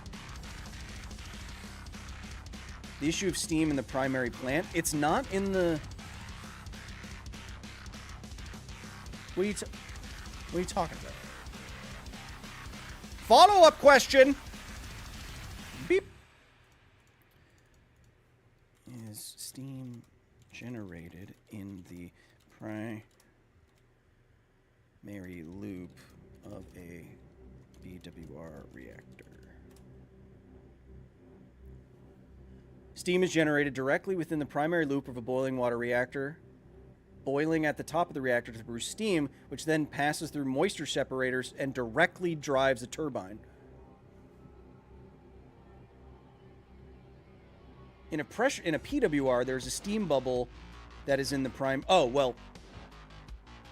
But that's not used to... Yeah, well, this... Yeah, there might be some... there might be some steam inside a PWR, even though it's pressurized because it's at such high temperature. But that steam isn't being used to generate any electricity like it would be in the two-loop BWR design. Is that correct, Frecky? Chat, is this interesting to you? Because I've been doing this for frickin' 45 minutes without playing a game. And Lady shredded my sweet tattoos. That is what you were getting at, Frecky? Well, I was asking about something else! Thank you.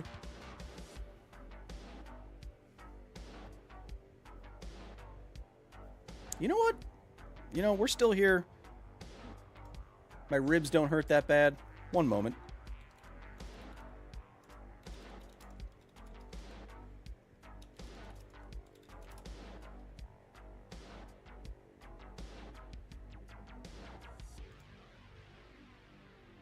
One moment. One moment. Turn this off. Turn this on.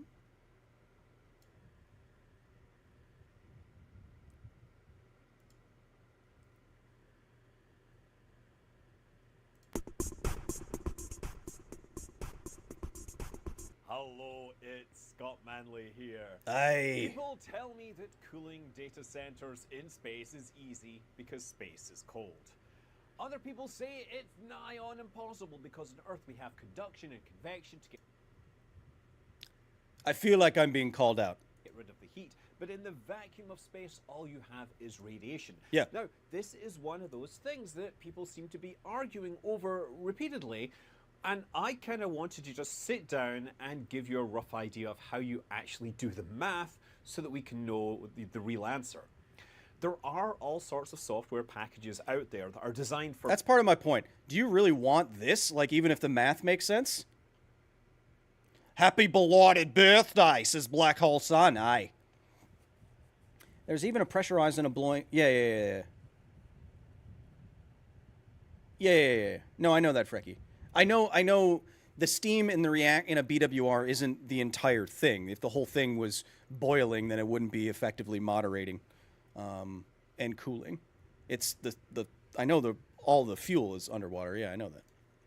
Professionals, or people that are actually designing spacecraft, will have software to do all this. They model the heat flow, the absorption, the emission, and they are all very expensive pieces of software that are very accurate. But we're not going to do this because just a computer that is crunching numbers, all of that power ends up being converted into heat. So now we've specified how much heat is coming in. That's 20 kilowatts. Let's figure out the radiator sizes that are needed from first principles.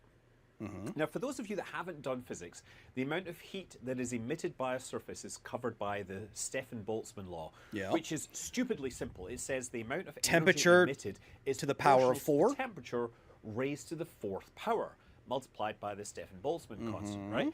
And this is physics, so temperature is, of course, measured relative to absolute zero. In Kelvin. In Kelvin.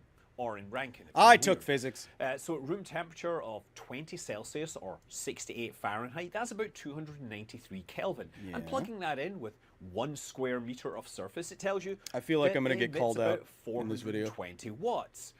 Blazing, right? Now, increasing the temperature very quickly increases the power radiated. Doubling the temperature increases the radiated thermal energy by a factor of 16. Right? Double it, you get a factor of 16 increase. That's huge. There's another factor we need to include, and that's the emissivity of the surface, right? Do you want the sky to be just satellites? And it's a simple number between either 0 and 1. Which it defines how good the surface is at emitting. So what Scott is doing here is going through the basic physics of how to calculate how much cooling surface you would actually need for a data center in space. What I did, because I'm practical and also lazy like an engineer, is that I took the example of the best radiators we have in space right now, the International Space Station, and I just scaled everything based on that, so I didn't have to do first principle mathematics like Scott is doing, because I could get stuff wrong, it could be impractical, infeasible, I could be forgetting things that NASA figured out 50 frickin' years ago. So I would say that's the danger with doing this first principles approach. But if you know exactly what you're doing, and look at all the spaceships behind him, he must, then you can do that. But I think I went with something that I knew was already happening in space because it's working already. Black body radiation. I mean, rough black surfaces tend to have high Yeah. Okay, so first principle stuff.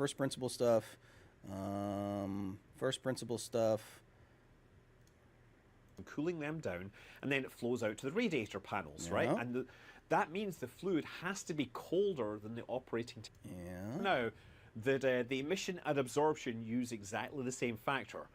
So for a simple grey body with no variation in the emission or absorption with frequency, the absorptivity and the emissivity factors will actually cancel out for a body that is getting illuminated by the sun. And that means that our 1 square meter of surface exposed to 1,356 I don't know why I'm touching my hair while watching power Scott. Needs to emit the same amount back out, and it needs to do that. And to do that, it needs to be at a temperature of about 393 Kelvin. Do you see why I went with no numbers? It's just it takes more book learning. 20 Celsius, which is above the boiling point of water. This is roughly an excellent example of a flat surface in the sun as much as possible. And this is what I got to. A little bit quicker than 11 minutes, but here we are. But when you're near the Earth, the sun isn't the only source of heating, right? Can you guys the hear Earth Scott is okay? reflecting sunlight back into space. And even at night, the Earth is emitting thermal radiation into space. That's why it gets so cold on a clear night. The exact Where's the customers below them. So like we're going to have 400 watts. Yes, there's more heating. Right? There's even more heating. So it's not just solar radiation that you have to deal with and reject. You also have to reject heating from reflected light from the surface of the planet. Yes. And we have 880 watts being radiated from both sides of the satellite. So let's say that is that you lose that entire side of the satellite as the radiator. So you... Does he talk about data centers, or is it? I mean, I love math makes the world go round, but free temperature difference between going out to the radiators and coming back, that needs about 1.2 kilograms of water per second, or 70 liters of water per minute, to remove 100 kilowatts of heat. And, 70 liters per minute is not actually that bad, but the power required to move that amount of fluid really depends upon the geometry of the radiators, and very specifically, the geometry of the plumbing. there's like trade-offs to be made where the narrower which you is make going to the pipes cost carrying more fluid, and be the have more higher surface area they you need have to more lose surface heat, area, you but need the more narrower power, they which is are, going to be the heavier, more which is more viscosity is gonna expensive. tend to slow your fluid down. We're almost at and the end of the video. Therefore, mean that the pumps need more power. You add condensing. Vaporization is actually really good because it's very energy intensive, so you can reduce your mass flow rates to it's about 50 centimeters wide. It's about 1 meter deep per unit. And if you've got a 24.5 square meter satellite and you take all your 1U units and stack them out, it's actually roughly the same size. Now, this is obviously a really bad way to design a satellite, but I found the fact that the Starlink satellite idea that I was using was almost exactly the same volume as a 48U rack. Maybe I'm easily amused.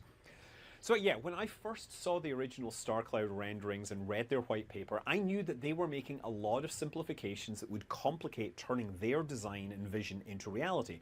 And I pointed those out, right? The vision of massive data centers in orbit faces all sorts of technical challenges. Cooling a 5 gigawatt data center with giant radiators means pumping tons of cooling fluids around every second, even if you come up with a suitable two-phase cooling solution, right? But now the swarm of AI servers is becoming the solution that people are actually pursuing. Not that the costs are going to work out anytime soon, but one day they might. And maybe we will see the first migration of commercial industrial hardware from the surface. Okay. I missed the conclusion here. I missed the conclusion. All right. What am I missing? Because you guys made it seem like I got something wrong, but temperature of the hardware, that could give a big advantage to someone who can design their own custom silicon that operates at higher temperatures. And Elon Musk has even talked about how getting chips that operate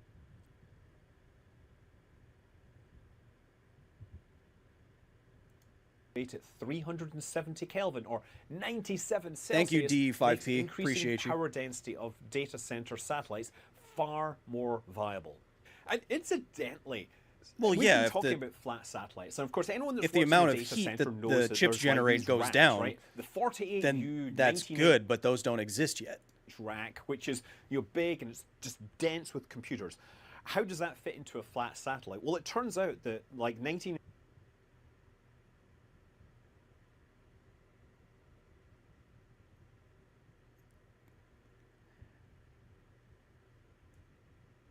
I'm not 100% sure that Scott answered this question. To be again, I've met Scott. He's a nice guy, extremely smart, smarter than me.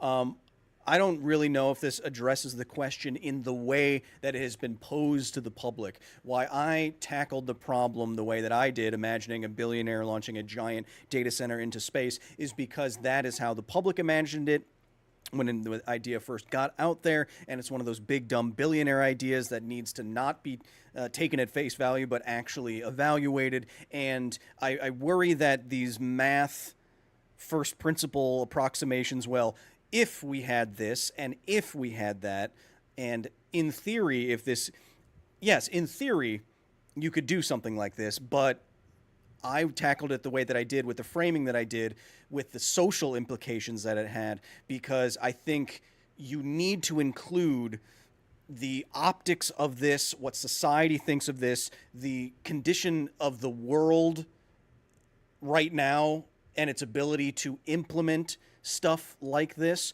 directly affects the efficacy of this idea. And I think that is something that is left out of first principle videos like this, in my opinion. I'm sure he's right on all the math, and I'm sure that you could cool stuff if you had the right cooling and the right stuff. But we don't have that right now. And I don't trust the people in charge to get those things for me in a expeditious, ethical, safe, well-positioned manner. Does that make sense?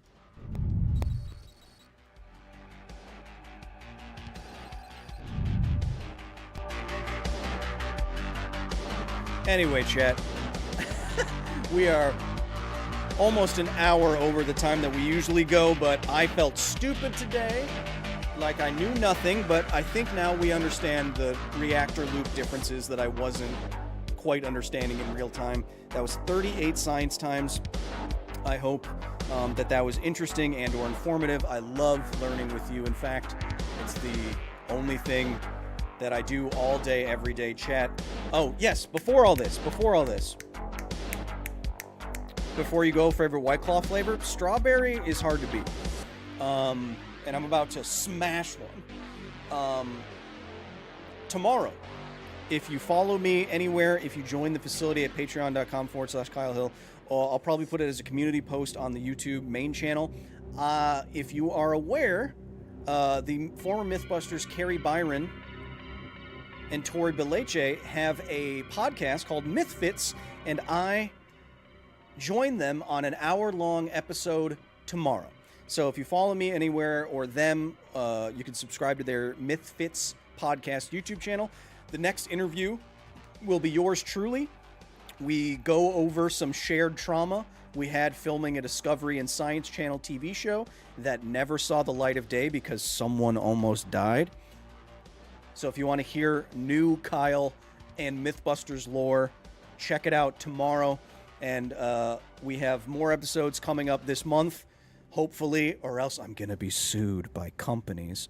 One about the feasibility of recycling nuclear material, and one about why fusion technology, fusion energy always seems 5, 10, 50 years out for the last 100 years. Chat, I hope you have an absolutely wonderful rest of your day. If you want to join me here at the facility, help me pay for that light.